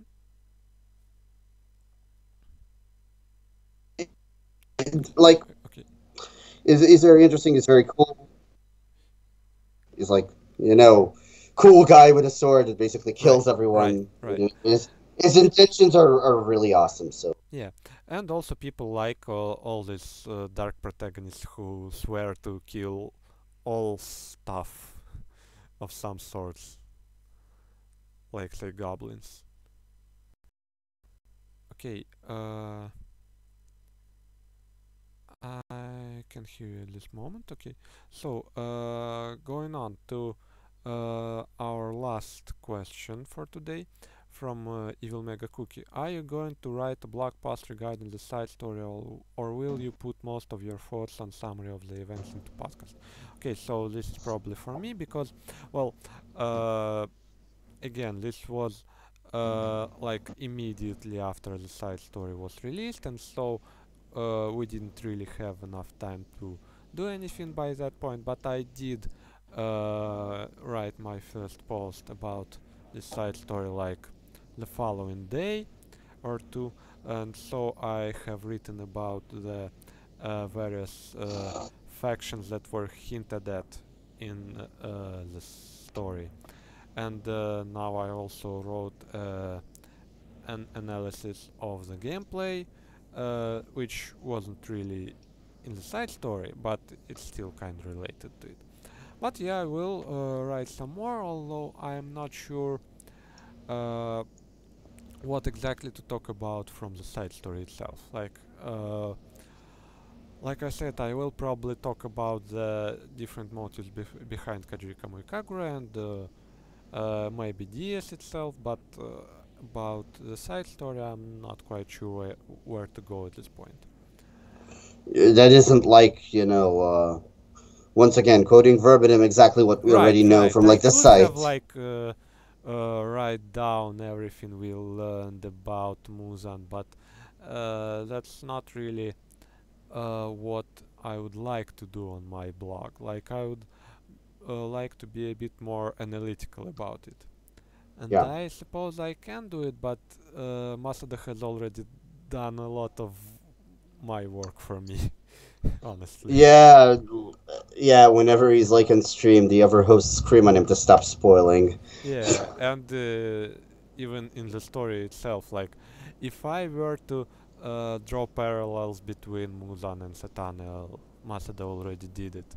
If I were to draw parallels between Shinga and Muzan, Masada already kinda did it, and so on and so forth. Yeah. And okay, that's it for the questions. And now we can actually talk about the. Well, we did talk a lot about the side story, so let's just go a little back to the latest stream and talk about what was revealed on it. So, first of all, we had our first look of the gameplay of Pantheon, Yeah. which apparently was made last year, so it might be the very same uh, gameplay video that Yu Yan teased us at the Dies Irae radio. Yeah. And so, of course, nothing is final at this point, but it does look pretty cool. I really like what they did with the sprites here, and I really hope that the rest of the game is going to look as pretty. Uh, I think it's like some. I think some of the. I think Yomi's sprite could have been a little more polished. Like the lip movements were a little stiff, in my opinion. yeah, But you know, yeah, I'm counting on them to have polished it up a bit. yeah, Like. yeah. That's of course all going to happen. We will going to have some more polished interface. We will have some more uh, polished enemy movements and maybe some different gameplay mechanics. Like I have talked about them a lot on my blog, but I'm not sure anything of it is going to stay as it is. Mhm. Although I do think we will see the same general system, like you can uh, attack with every character and use their special moves, and use this system of AP to do everything. Okay, so besides that, Masada has said a lot about Pantheon. Like, he was in full, like, okay, finally I can talk about this stuff, and so don't stop me. Although he did say a lot more after the stream, apparently. Like, they showed the opening movie and talked about the characters from the first two fronts, which we don't know a lot about. And maybe we will see them at the end of November, or maybe not. We honestly don't know at this point. Yeah. But that would make sense because they are more mm, more willing to show stuff to us because like it's the only thing we are waiting for at this point. Yeah. Okay, so Also, the fact that they actually showed the gameplay. Excuse me. The uh-huh, opening. The opening for Pantheon on the like after the stream ended, the right, event itself continued into the night, and apparently the participants got to see the opening right, right. visual for the game, and the fact that they got to see it probably means that we'll get to see it as well soon, just like how we got to see the opening a week Oh, ahead, and the next okay, week they released it. So it makes you think that yeah. the opening is ready and that they're just waiting for the right It's time to just drop that it. we also had a similar event last year, right before the anime started airing, and they apparently shared a lot of info about Pantheon, which stayed secret like until we saw actual gameplay right now. Mm-hmm.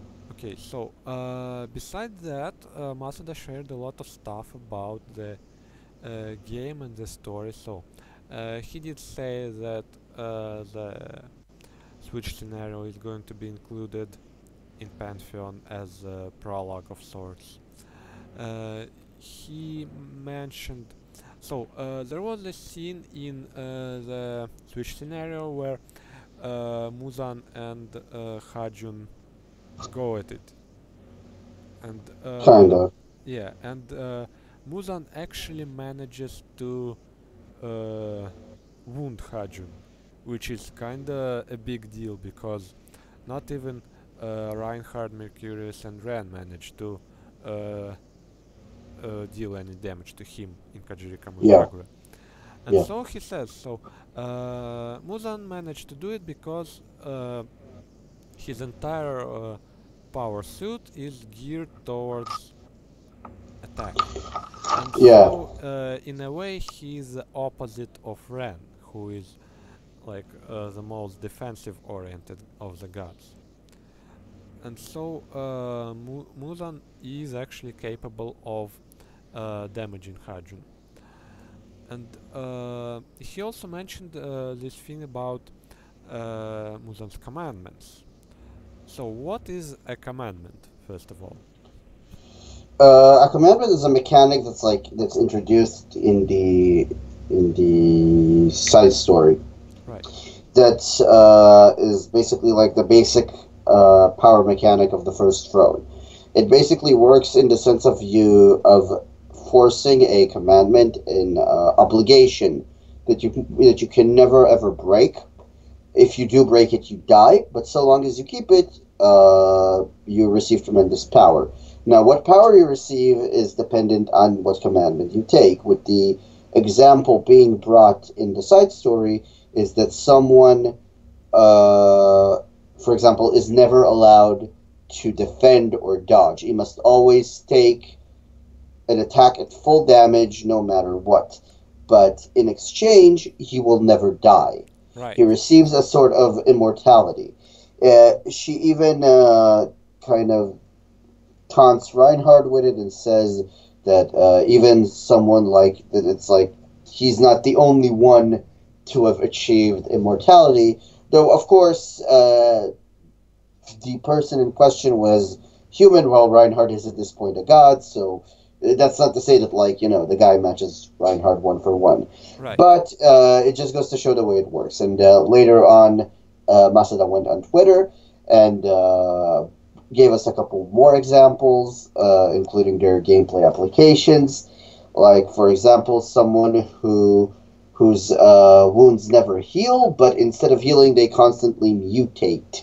Yes. And They in constantly mutate, gameplay and it's terms, it means that this character cannot heal, but the less health they have, the more damage they get. Like they get their attack buffed in raises. some Their way. attack raises, Right. yeah. Right. And another one that he brought is one that we're all too familiar with, which is someone who cannot be frugal. He has to, the moment he gets money, he has to spend it. But as a result, he always receives twice the amount he spent back. And what that means in gameplay perspective is that the party cost for this character is higher than usual, is like probably doubled. But as a result, you will also receive double the spoils at Right. the end double the loot at the end of battle. Right. So that's pretty much the central mechanic, and the big reveal, one of the big reveals of the stream was when Masada pretty much came up and said that Muzan has not one, not two, but three commandments. Yes. I actually expected it to be much more, honestly, because Yes, because we thought it was the swords, yeah. right, right. But yeah, three commandments is still a whole lot because, like, from what we have learned about Muzan, he does act as if he follows this commandment of like never accepting help, for example, Yeah. which might be one of them. But then you have to wonder what the other two are because, like, okay, you don't accept help, and I suppose you like always have to like plunge into the worst fights imaginable. And what's the third one? Like you kind of run out of ideas by that point. Though it does seem plausible since the guy did attack Hajun, so, Right, right. Which really is the worst fight you could make Yeah, you could, in yeah, this situation. it's a bad fight to pick, yeah. Yes. It's also worth mentioning that Muzan is not the only person who has a commandment, because Mifra apparently has a commandment which forbids her from talking too much about her relation to Naraka and the throne, Yeah. which kinda makes you We wonder what I powers she gets from it. well, we don't know what the exact commandment Yeah, is. yeah, of It course. might be like it doesn't necessarily have to be about Naraka. But there is some kind of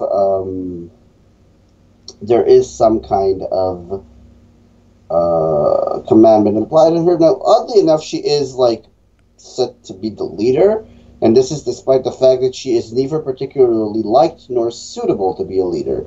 The other characters in the side story don't particularly like her because a she's very flippant about everything, and b she's obviously hiding something. Right, They're right, only and why would we cooperating. trust?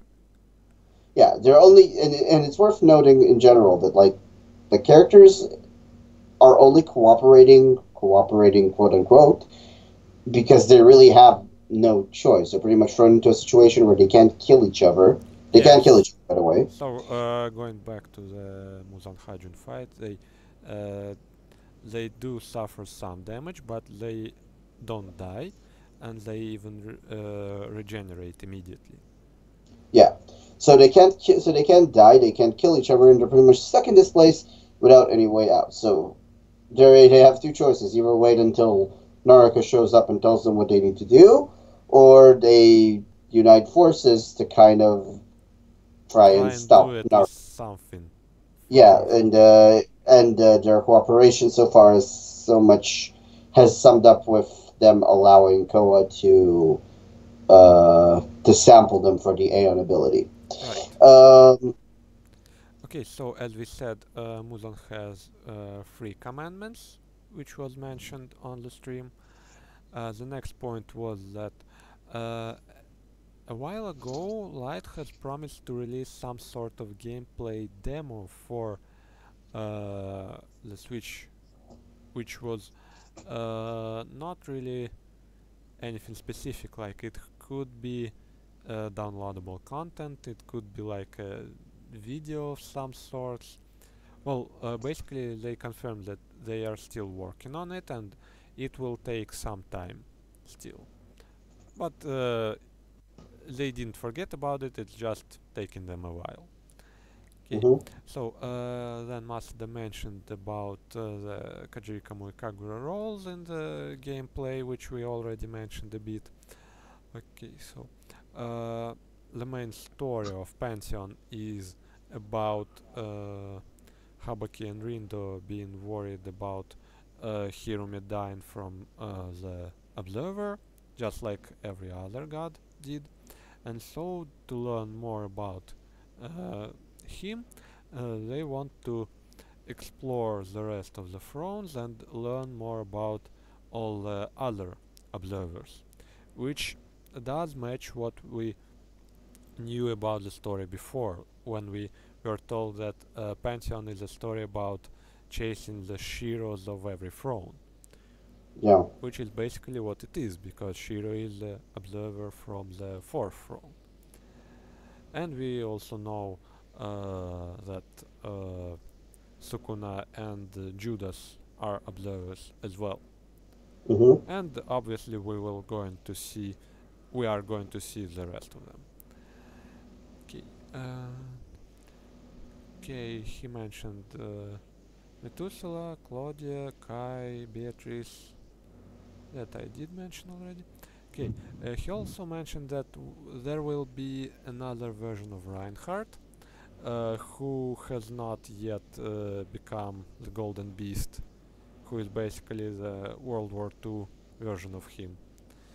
Short hair. Yeah, yeah. We did see his illustration on one of the postcards, which were included with the first Blu-ray box of the anime. But we kinda assumed it was just one of the uh, ascensions of Reinhardt himself. but now we know that he is basically a separate character. What we don't know, uh, if he's going to be a separate character or not, is Mage Schreiber, who will be there apparently, and it's it's kind of weird, really, because Schreiber does not strike me as that popular a character to like get a separate version, which is just basically fan service. So yeah, I do feel like there will be some sort of extra scenario about like a maid cafe or something, or maybe like Schreiber will be in Swahara earlier than he usually is, like before opening the fifth swastika, and he will have to spend some time with regular people or something like that. Like, Who knows? I'm Who quite knows? It's gonna be yeah, crazy either way. basically. Okay, so next Masada said that the game will have about 8 chapters, and each one of them is about as long as the interview with Kazakh Bay, which is kind of a lot because, like, interview with Kazakh Bay took me about 6 to 10 hours to read, Yeah. and to compare, the extra scenario on the Switch is about 2 hours long. So it's going to take about like 50 hours of time. And that's a lot, especially if you consider that it's all going to be voiced. And of course, it will be all written by Masuda himself. Okay, and he also mentioned that every chapter will be in gameplay terms about 150 fights long. And so he asked other people like, oh, okay, so is that a lot for a game or is that normal? Yeah, that's pretty normal. Wait, really? And something like that. Uh, well, fortunately, Pantheon seems to be a pretty fast-paced game, so maybe it won't feel as long for us. Yeah. Okay, and so it will be voiced. Yes, it might not be true for the extra scenarios because voice acting takes a lot of time, and all the voice acting that is ready now has been done by the end of last year. So I don't know, like all of the stuff we've had now, but considering Masada has been writing the scenarios over the last few months, like I yeah, don't know if they've yeah, been recorded yet. yeah. Okay. Um, Also, I don't know if they'll actually be able to follow through with the whole the entire main scenario will have voice acting. If only because that's a lot of voice acting. Well, Um, some games manage to do it. yeah, mobile games have that. Yeah, like Grand Blue Fantasy does in the main Hmm. scenario, Mm. and Well, even in that the monthly scenarios are voiced. in that case, let's be optimistic. Okay, and so also, as we have learned before, the extra scenarios might not be written by Mazda himself. They have some Though, writers on board. yeah, though Masada is like, yeah, but for all we know, I might end up taking over that anyway. Yeah, yeah. Okay, so the next point is about Mifra loving the protagonist about the same way she loves the rest of the gods. So there is going to be some rivalry between her and Koha, obviously, and of course the reader's opinion on her is going to change a lot during the course of the game. Well, that makes sense because we just don't know a lot about her at this point. Okay, and Next, he mentioned some details about the first throne, which we did learn some about in the Switch scenario. It's basically uh, it has the greatest scale of them all, but ironically, its level of culture is not that high. It's like uh, People assumed it would be like a sci-fi like sort of setting, but Masada pretty much went on and said it's not a sci-fi setting. right, right. Yeah.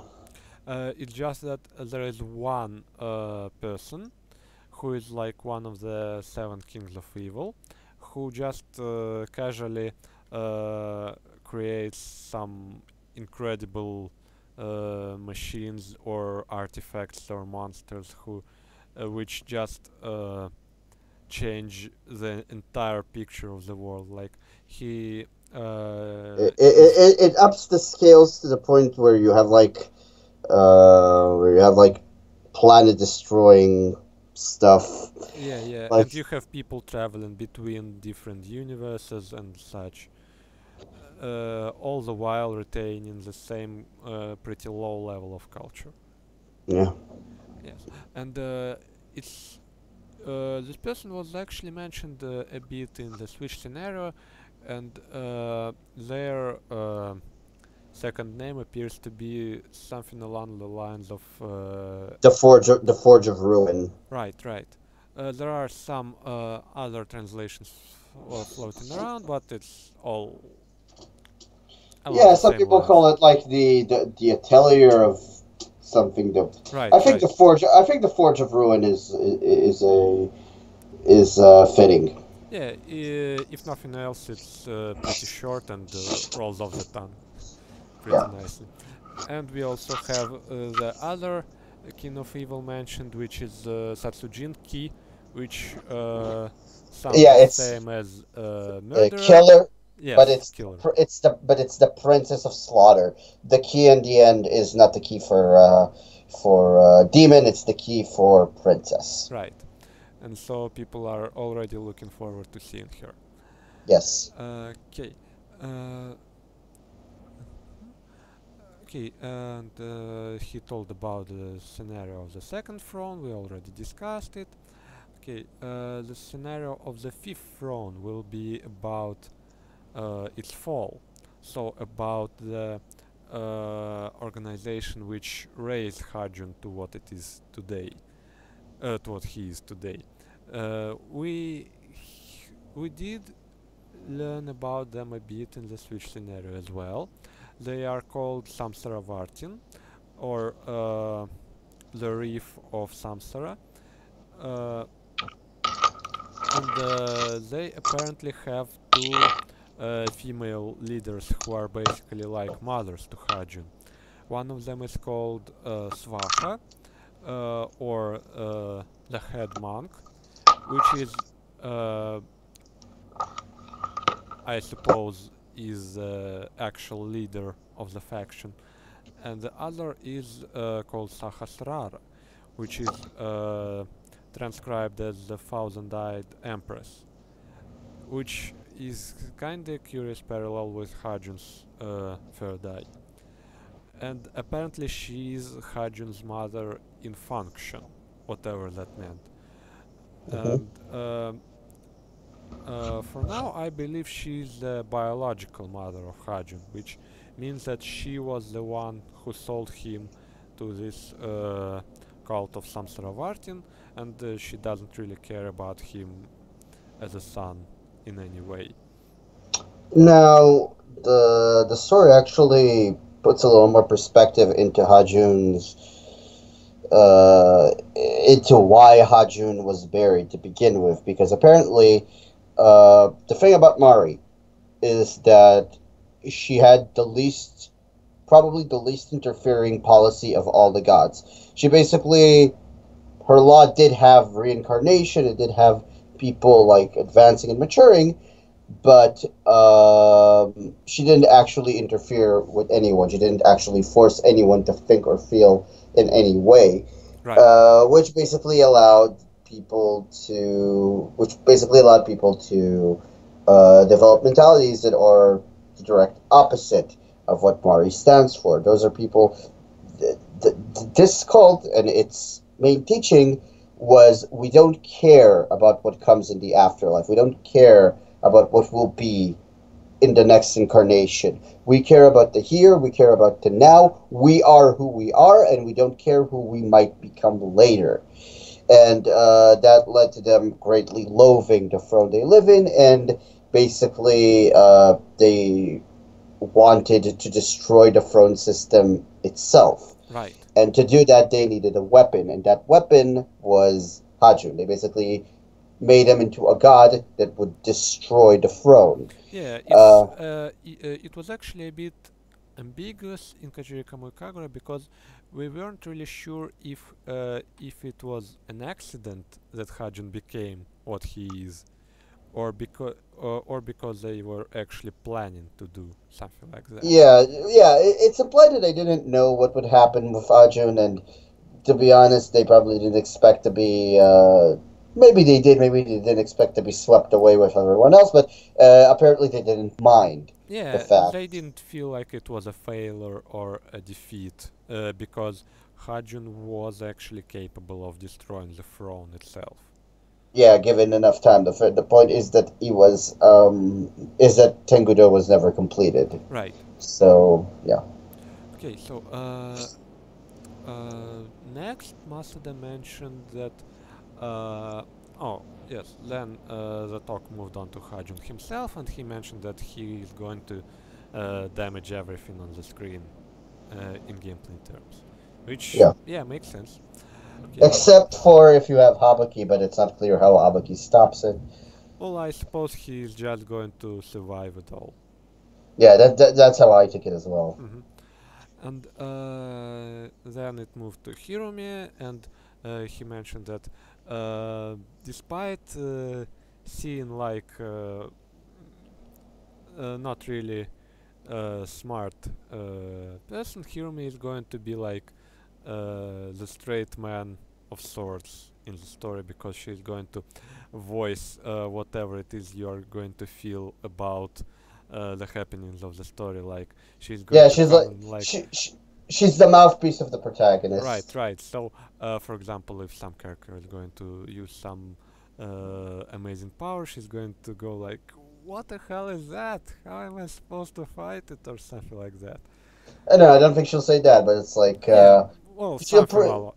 yeah, something like if she sees, for example, Hajun or something doing horrible stuff, she'll be like, "This is horrible. We have to stop him," so on and so forth. Yeah, yeah, She'll basically give her interpretation of the yeah. story. So, she says what's on her mind constantly, Yeah. and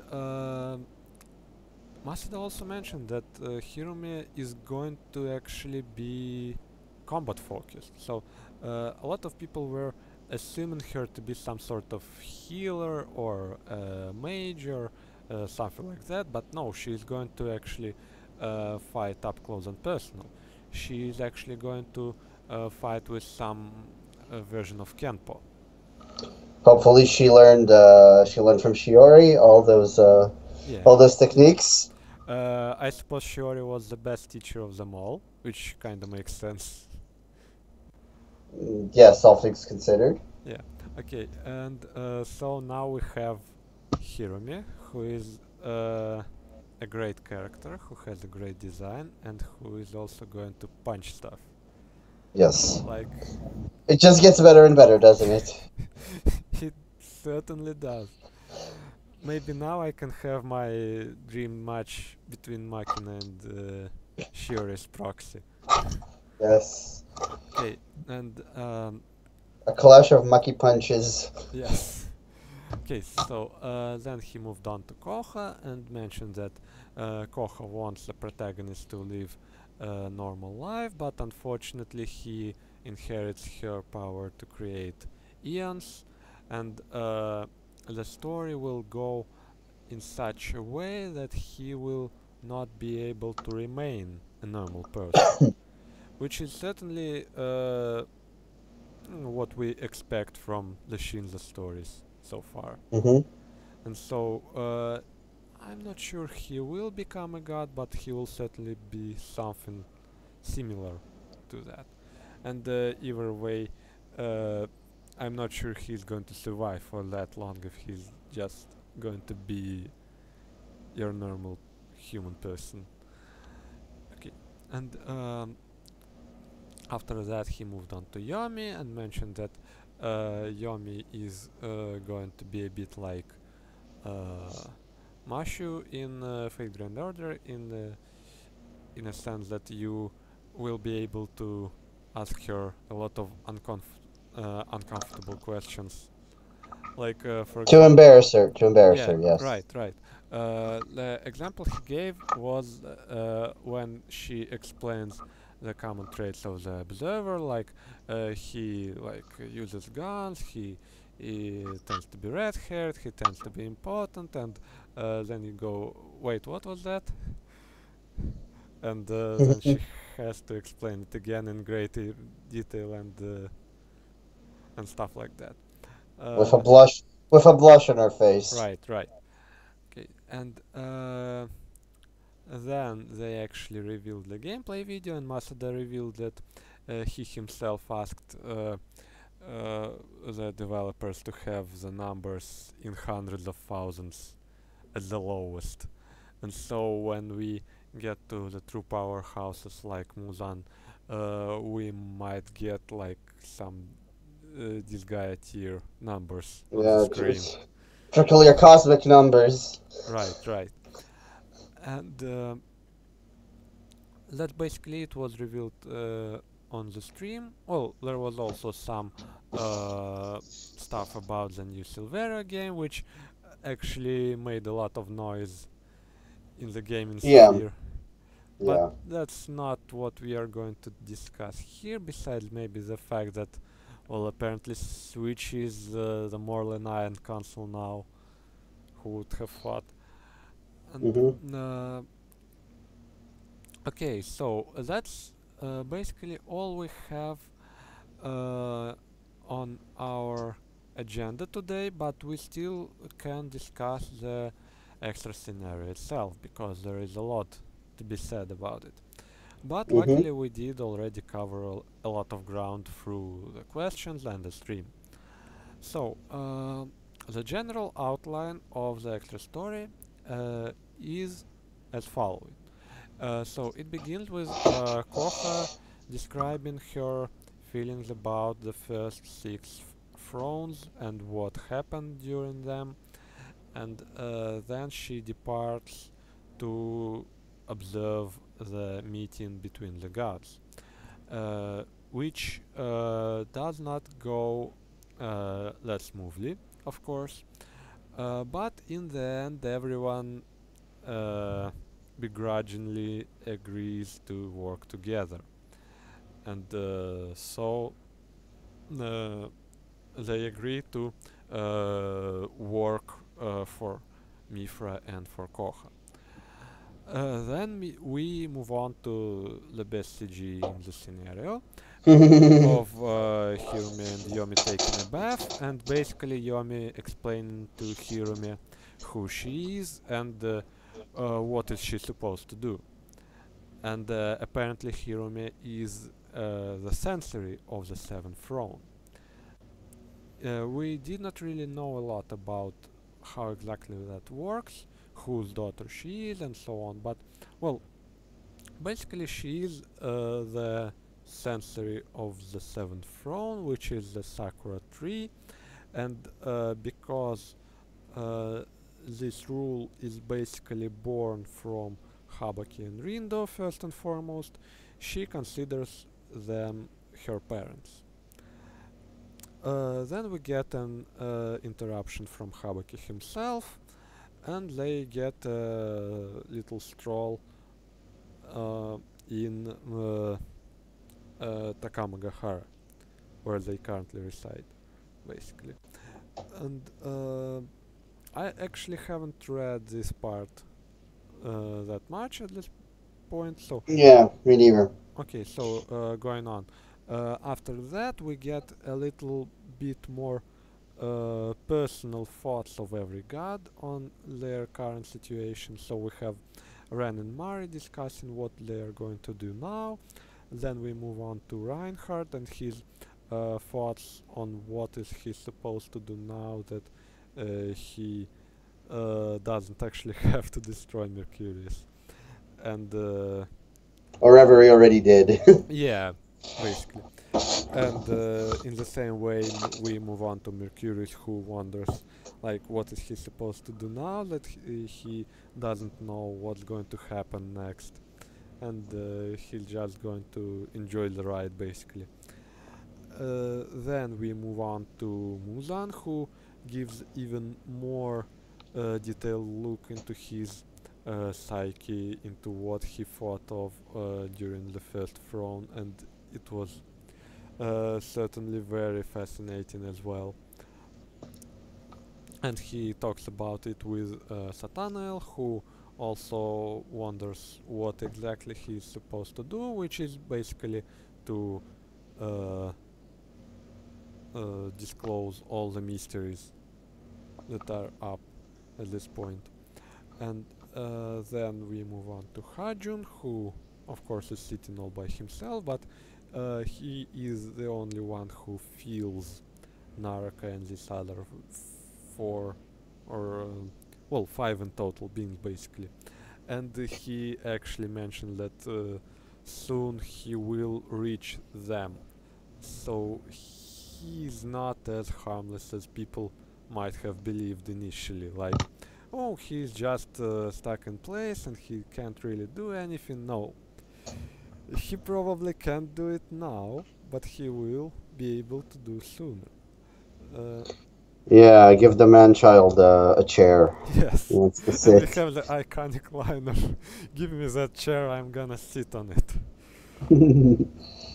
and which is kinda fitting because he doesn't really have a chair at this point.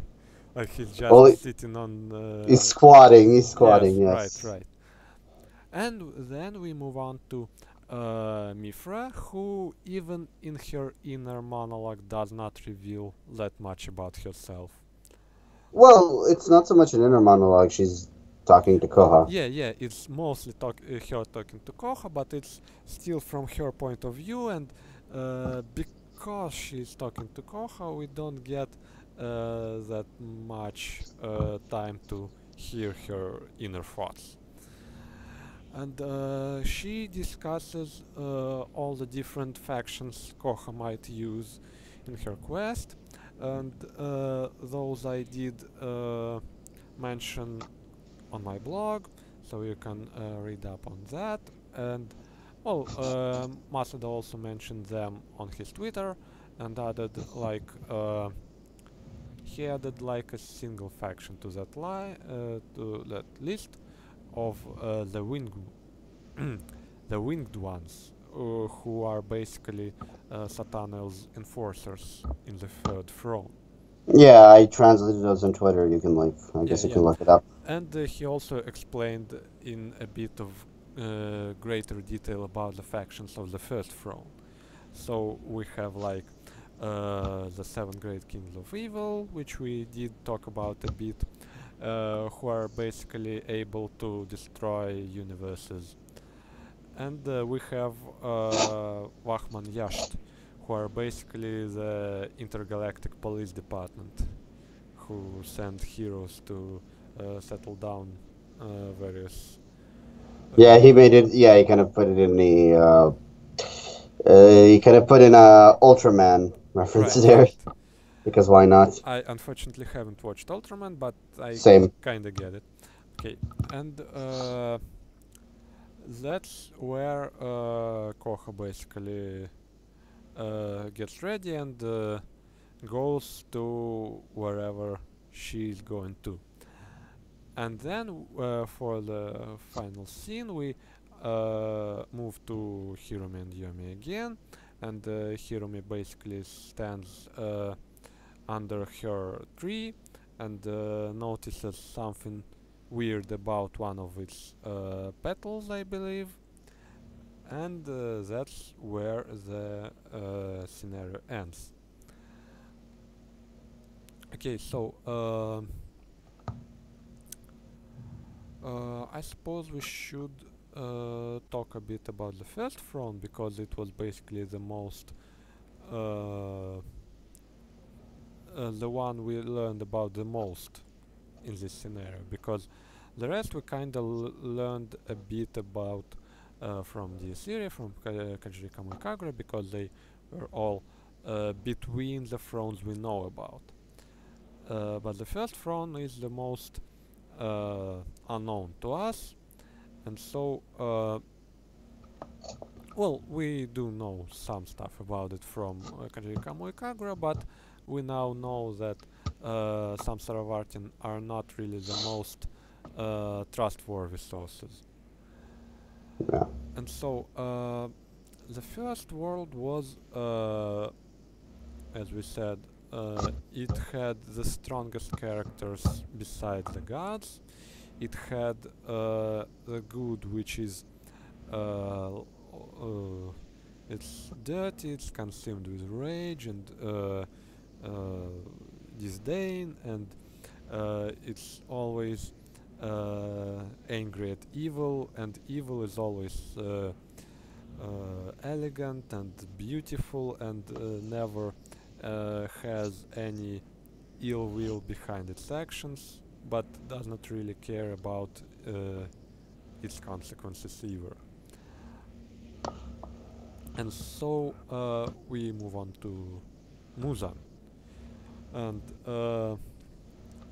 I suppose Muzan is the main character of this throne in general. He was At, actually le- at described, least from Koa's perspective. yeah, and he was described as this dark, brooding protagonist, and it certainly feels that way from from what we have learned about him so far. And well, I suppose we should begin from the fact that he slaughtered single-handedly the entire universe.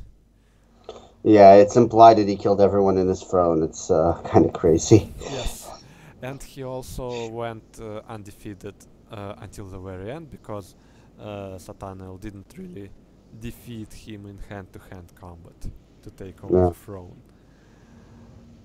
So there is a lot to be said about Muzan, and I suppose what it all comes down to is his name, the Remorseless.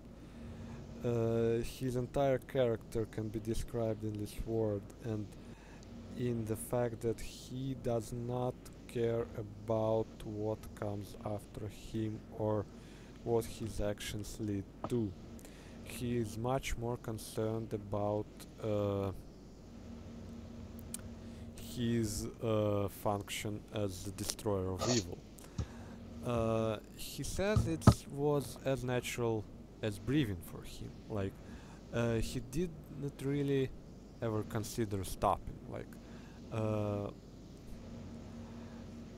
it makes sense because he was born on the side of evil, and so He was born on the side yeah, of good. right, and so destroying evil was natural to him. It's just that no one really mm, felt it was that easy as he made it seem. Really, like he. We already mentioned a lot of powerful beings that would be difficult even for the likes of Reinhardt to destroy. But Muzan actually managed to do it all on his own. He had no allies. He had he considered everyone his enemy, or barring that, the enemies of his enemies. And so it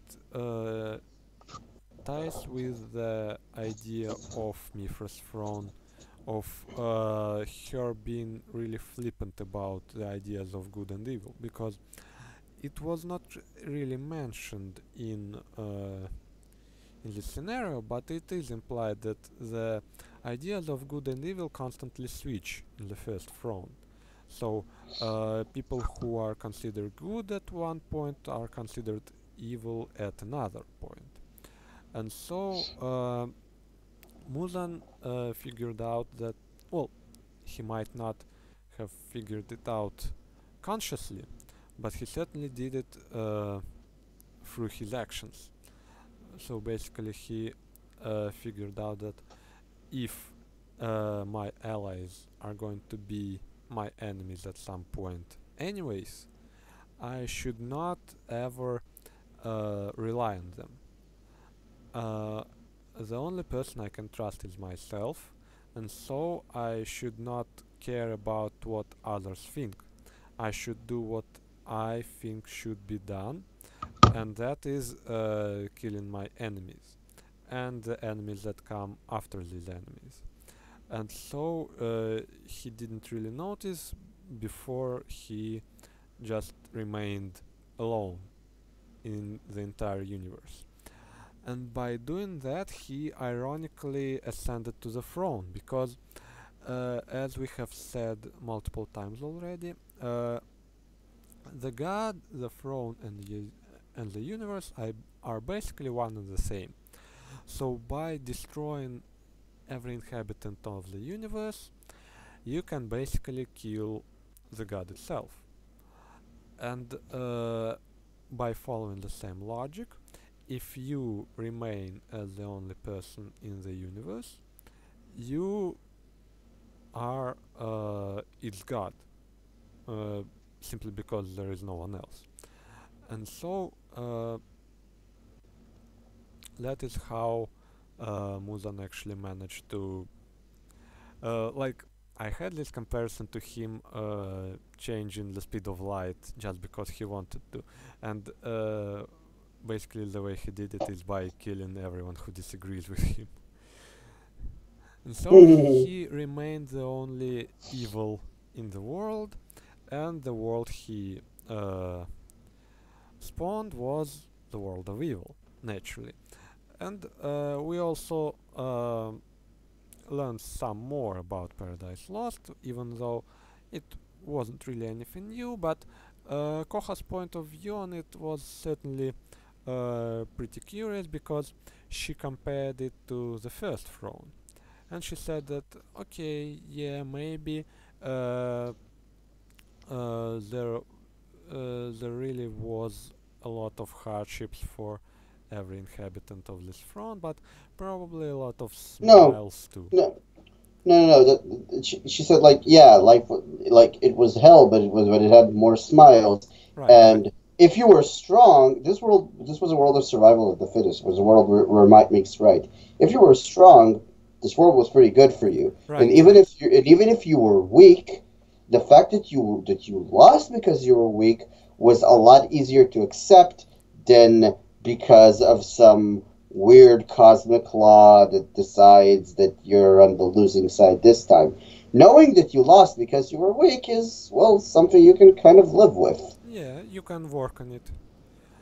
And, well, that's basically the same thing we learned from Paradise Lost, that despite the fact that everyone is born with the primordial sin, you still have people helping each other, still people enjoying life for what it is, people like Anis and Carmine helping Ryle and stuff like that.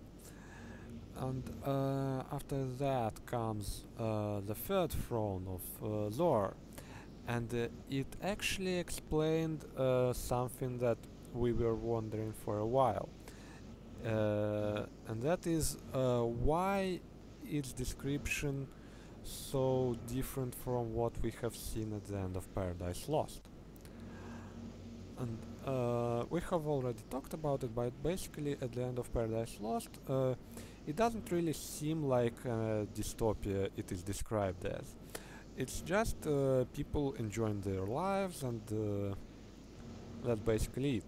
But Koha describes Zohar as this computer that constantly updates itself. It is because Satanel is too afraid of making any hasty decisions, because well, he is uh, he does not have any trace of pride of self-importance left in him, and so he wants to do what is best for everyone. And to do that, he uh, cannot allow himself to change everything forever. He left himself with the possibility of updating his rule.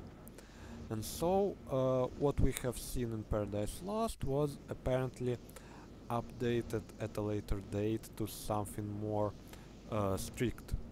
In particular, it is mentioned that uh, in his hatred for ignorance, he made everyone uh, connect on a spiritual level. So basically, everyone become one.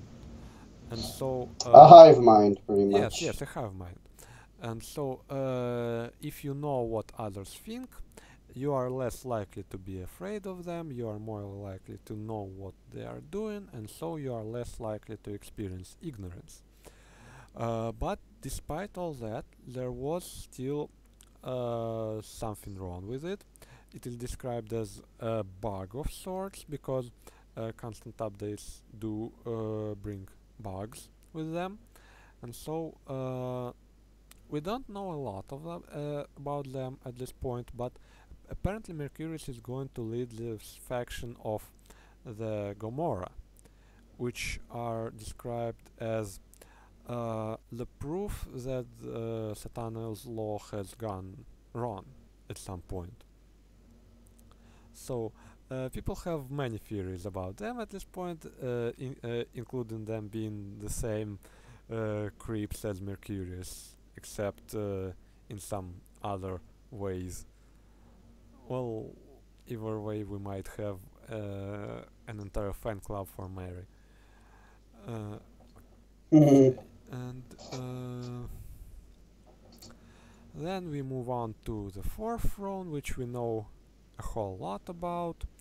Well, there was some explanation behind Mercurius's ascendance to the throne, but again, it was not that detailed. Like the three reasons behind Satanael's law fall were apparently his constant updates, his use of parallel universes in Paradise Lost, and his No, is this a parallel universes in defeating Muzan? yeah, right, and his hatred for ignorance, which led to the creation of craving for the unknown. So Mercurius, and the rest is history. We know more than enough about the fourth throne. We know a lot about the fifth throne, and we did already mention something about the Samsara Vartin, which was basically the unknown about the fifth throne.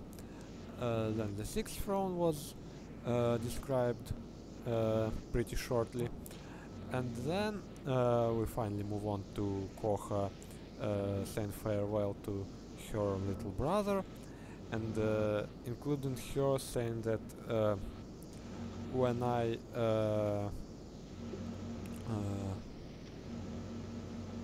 something along the lines that when she releases his hand, he is going to forget everything she has just told him, which might not be the case in the end. And well, it has some moments of Koha like oogling over her little brother, and that's basically to be expected, and it does not really tell us anything specific about her relation to him. So we move on to the discussion between the gods, and well, it goes in a few different ways. So first of all, we are explained about the commandments, we have already mentioned them. Then Ren asks Shinga some questions about their current situation, and she kinda dodges most of them. And then we have Muzan fighting Hajun, and then we have Mifra revealing Koha and her role in this entire thing, and Koha actually interrupting her because she does not want her actual origin to be known, from what we believe so far. And like we said, we don't really know what she is at this point, but she certainly feels like her and Mifra's opinion about her role go different ways. Then we move on to Hirume. As I said, it's mostly Yomi explaining to her the story of Kajiri Kamui Kagura and her role in it.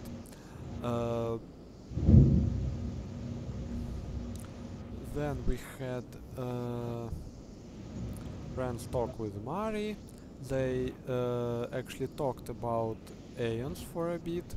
Like, apparently Aeons are directly connected to Koha. So, the better she knows someone, the better she can emulate them, basically.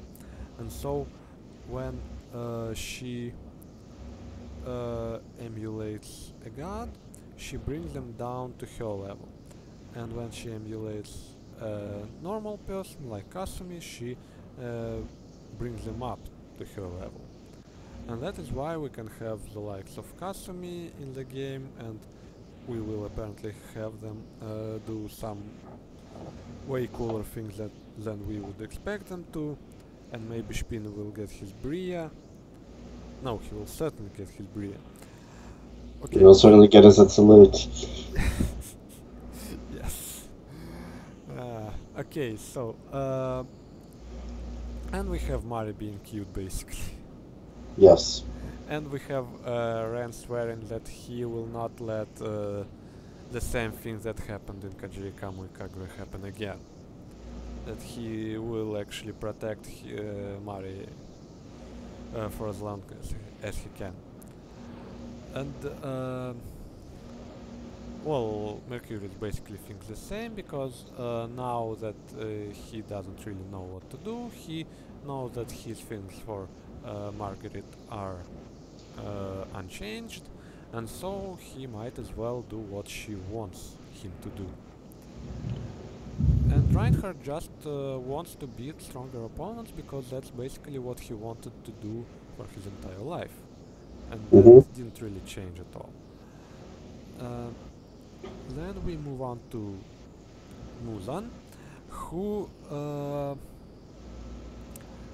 basically is pretty annoyed that he is back.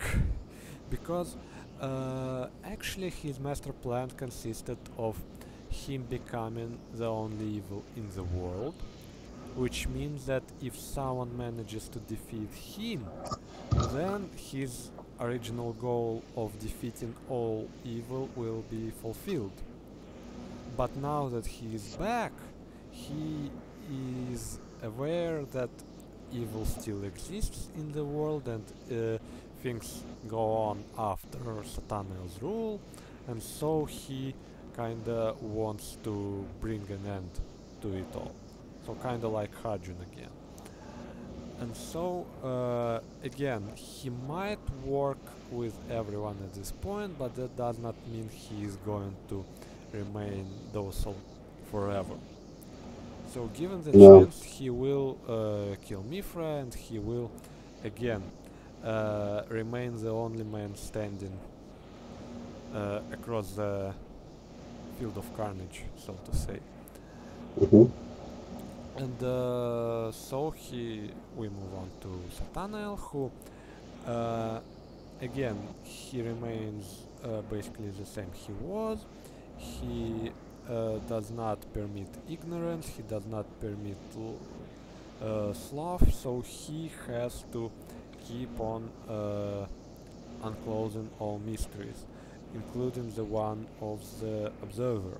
And he actually, I believe he's the only one who figured out who is the observer from his world, because he did think of this trickster character and then gets a laugh and just kind of promises to do something about that. So I assume he does know Judas's involvement in all of this. Yeah. And then we move on to Hajun, who is again, this is basically the only scene where we know that there are 5 greater entities, and it's kind of says a lot that Hajun is the only person who does not interact with anyone, but who actually knows more than anyone else. Well, it was kind of the same thing in Kanjiri Kamui Kagura, because he was the one god who who went in deeper than anyone else before him. So he was very close to actually get into the true nature of the throne. And then we move on to Mifra, who just said that, oh, please show me what all of you can do. I'm looking forward to it. And that's basically all I have to say for now. And if you don't have anything else to say, I suppose we can put a stop here and come back to it later when we get some more ideas, maybe more questions from our listeners. Yeah, I don't have much to add.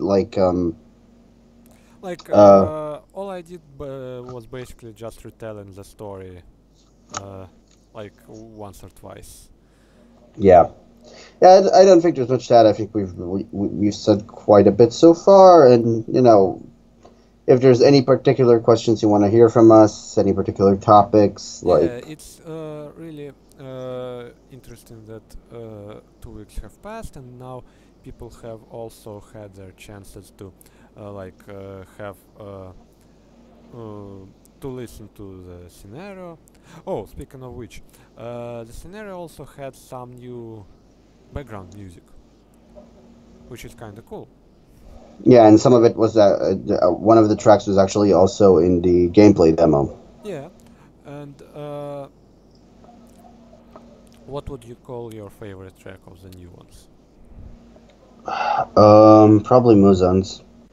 Yeah, it's pretty weird because we're not sure which track is his personal one. Like, we have the track which was used in the demo, which was also used The one in the demo. Yeah. Ah, okay. And the one I liked the most was Satanael's, because again, I do relate to Satanael a lot, and I do like his overall aesthetic. Although I wish it was some remix of Paradise Lost soundtrack. Like, it did have a lot of cool tunes, and I wish Sun will work something out of it in Pantheon. Okay, so I suppose that about does it for today. We actually spent less time than I expected on this episode. But either way, I do believe we are going to get more news soon, and we will be right back to discuss them all. Although we also have some other events in November. Do you know what it is? Rusaka's birthday, for example. Right. And I suppose we can dedicate a special episode to her. Of course. Yes. Okay. And until then, we are always happy to hear from you. either your feedback, either your questions, or just some topics you would like us to discuss. Don't be shy to talk to us on Twitter. We also have RetroSpring accounts where you can ask us questions directly in case you don't want to wait until the next episode because it might take another 2 months or something. I hope not. Yeah, and we will be reading YouTube comments. Do make sure to follow us on YouTube, follow us on Twitter, and do look forward to the next episode. And until then, we bid you bye bye. Bye bye. Bye bye.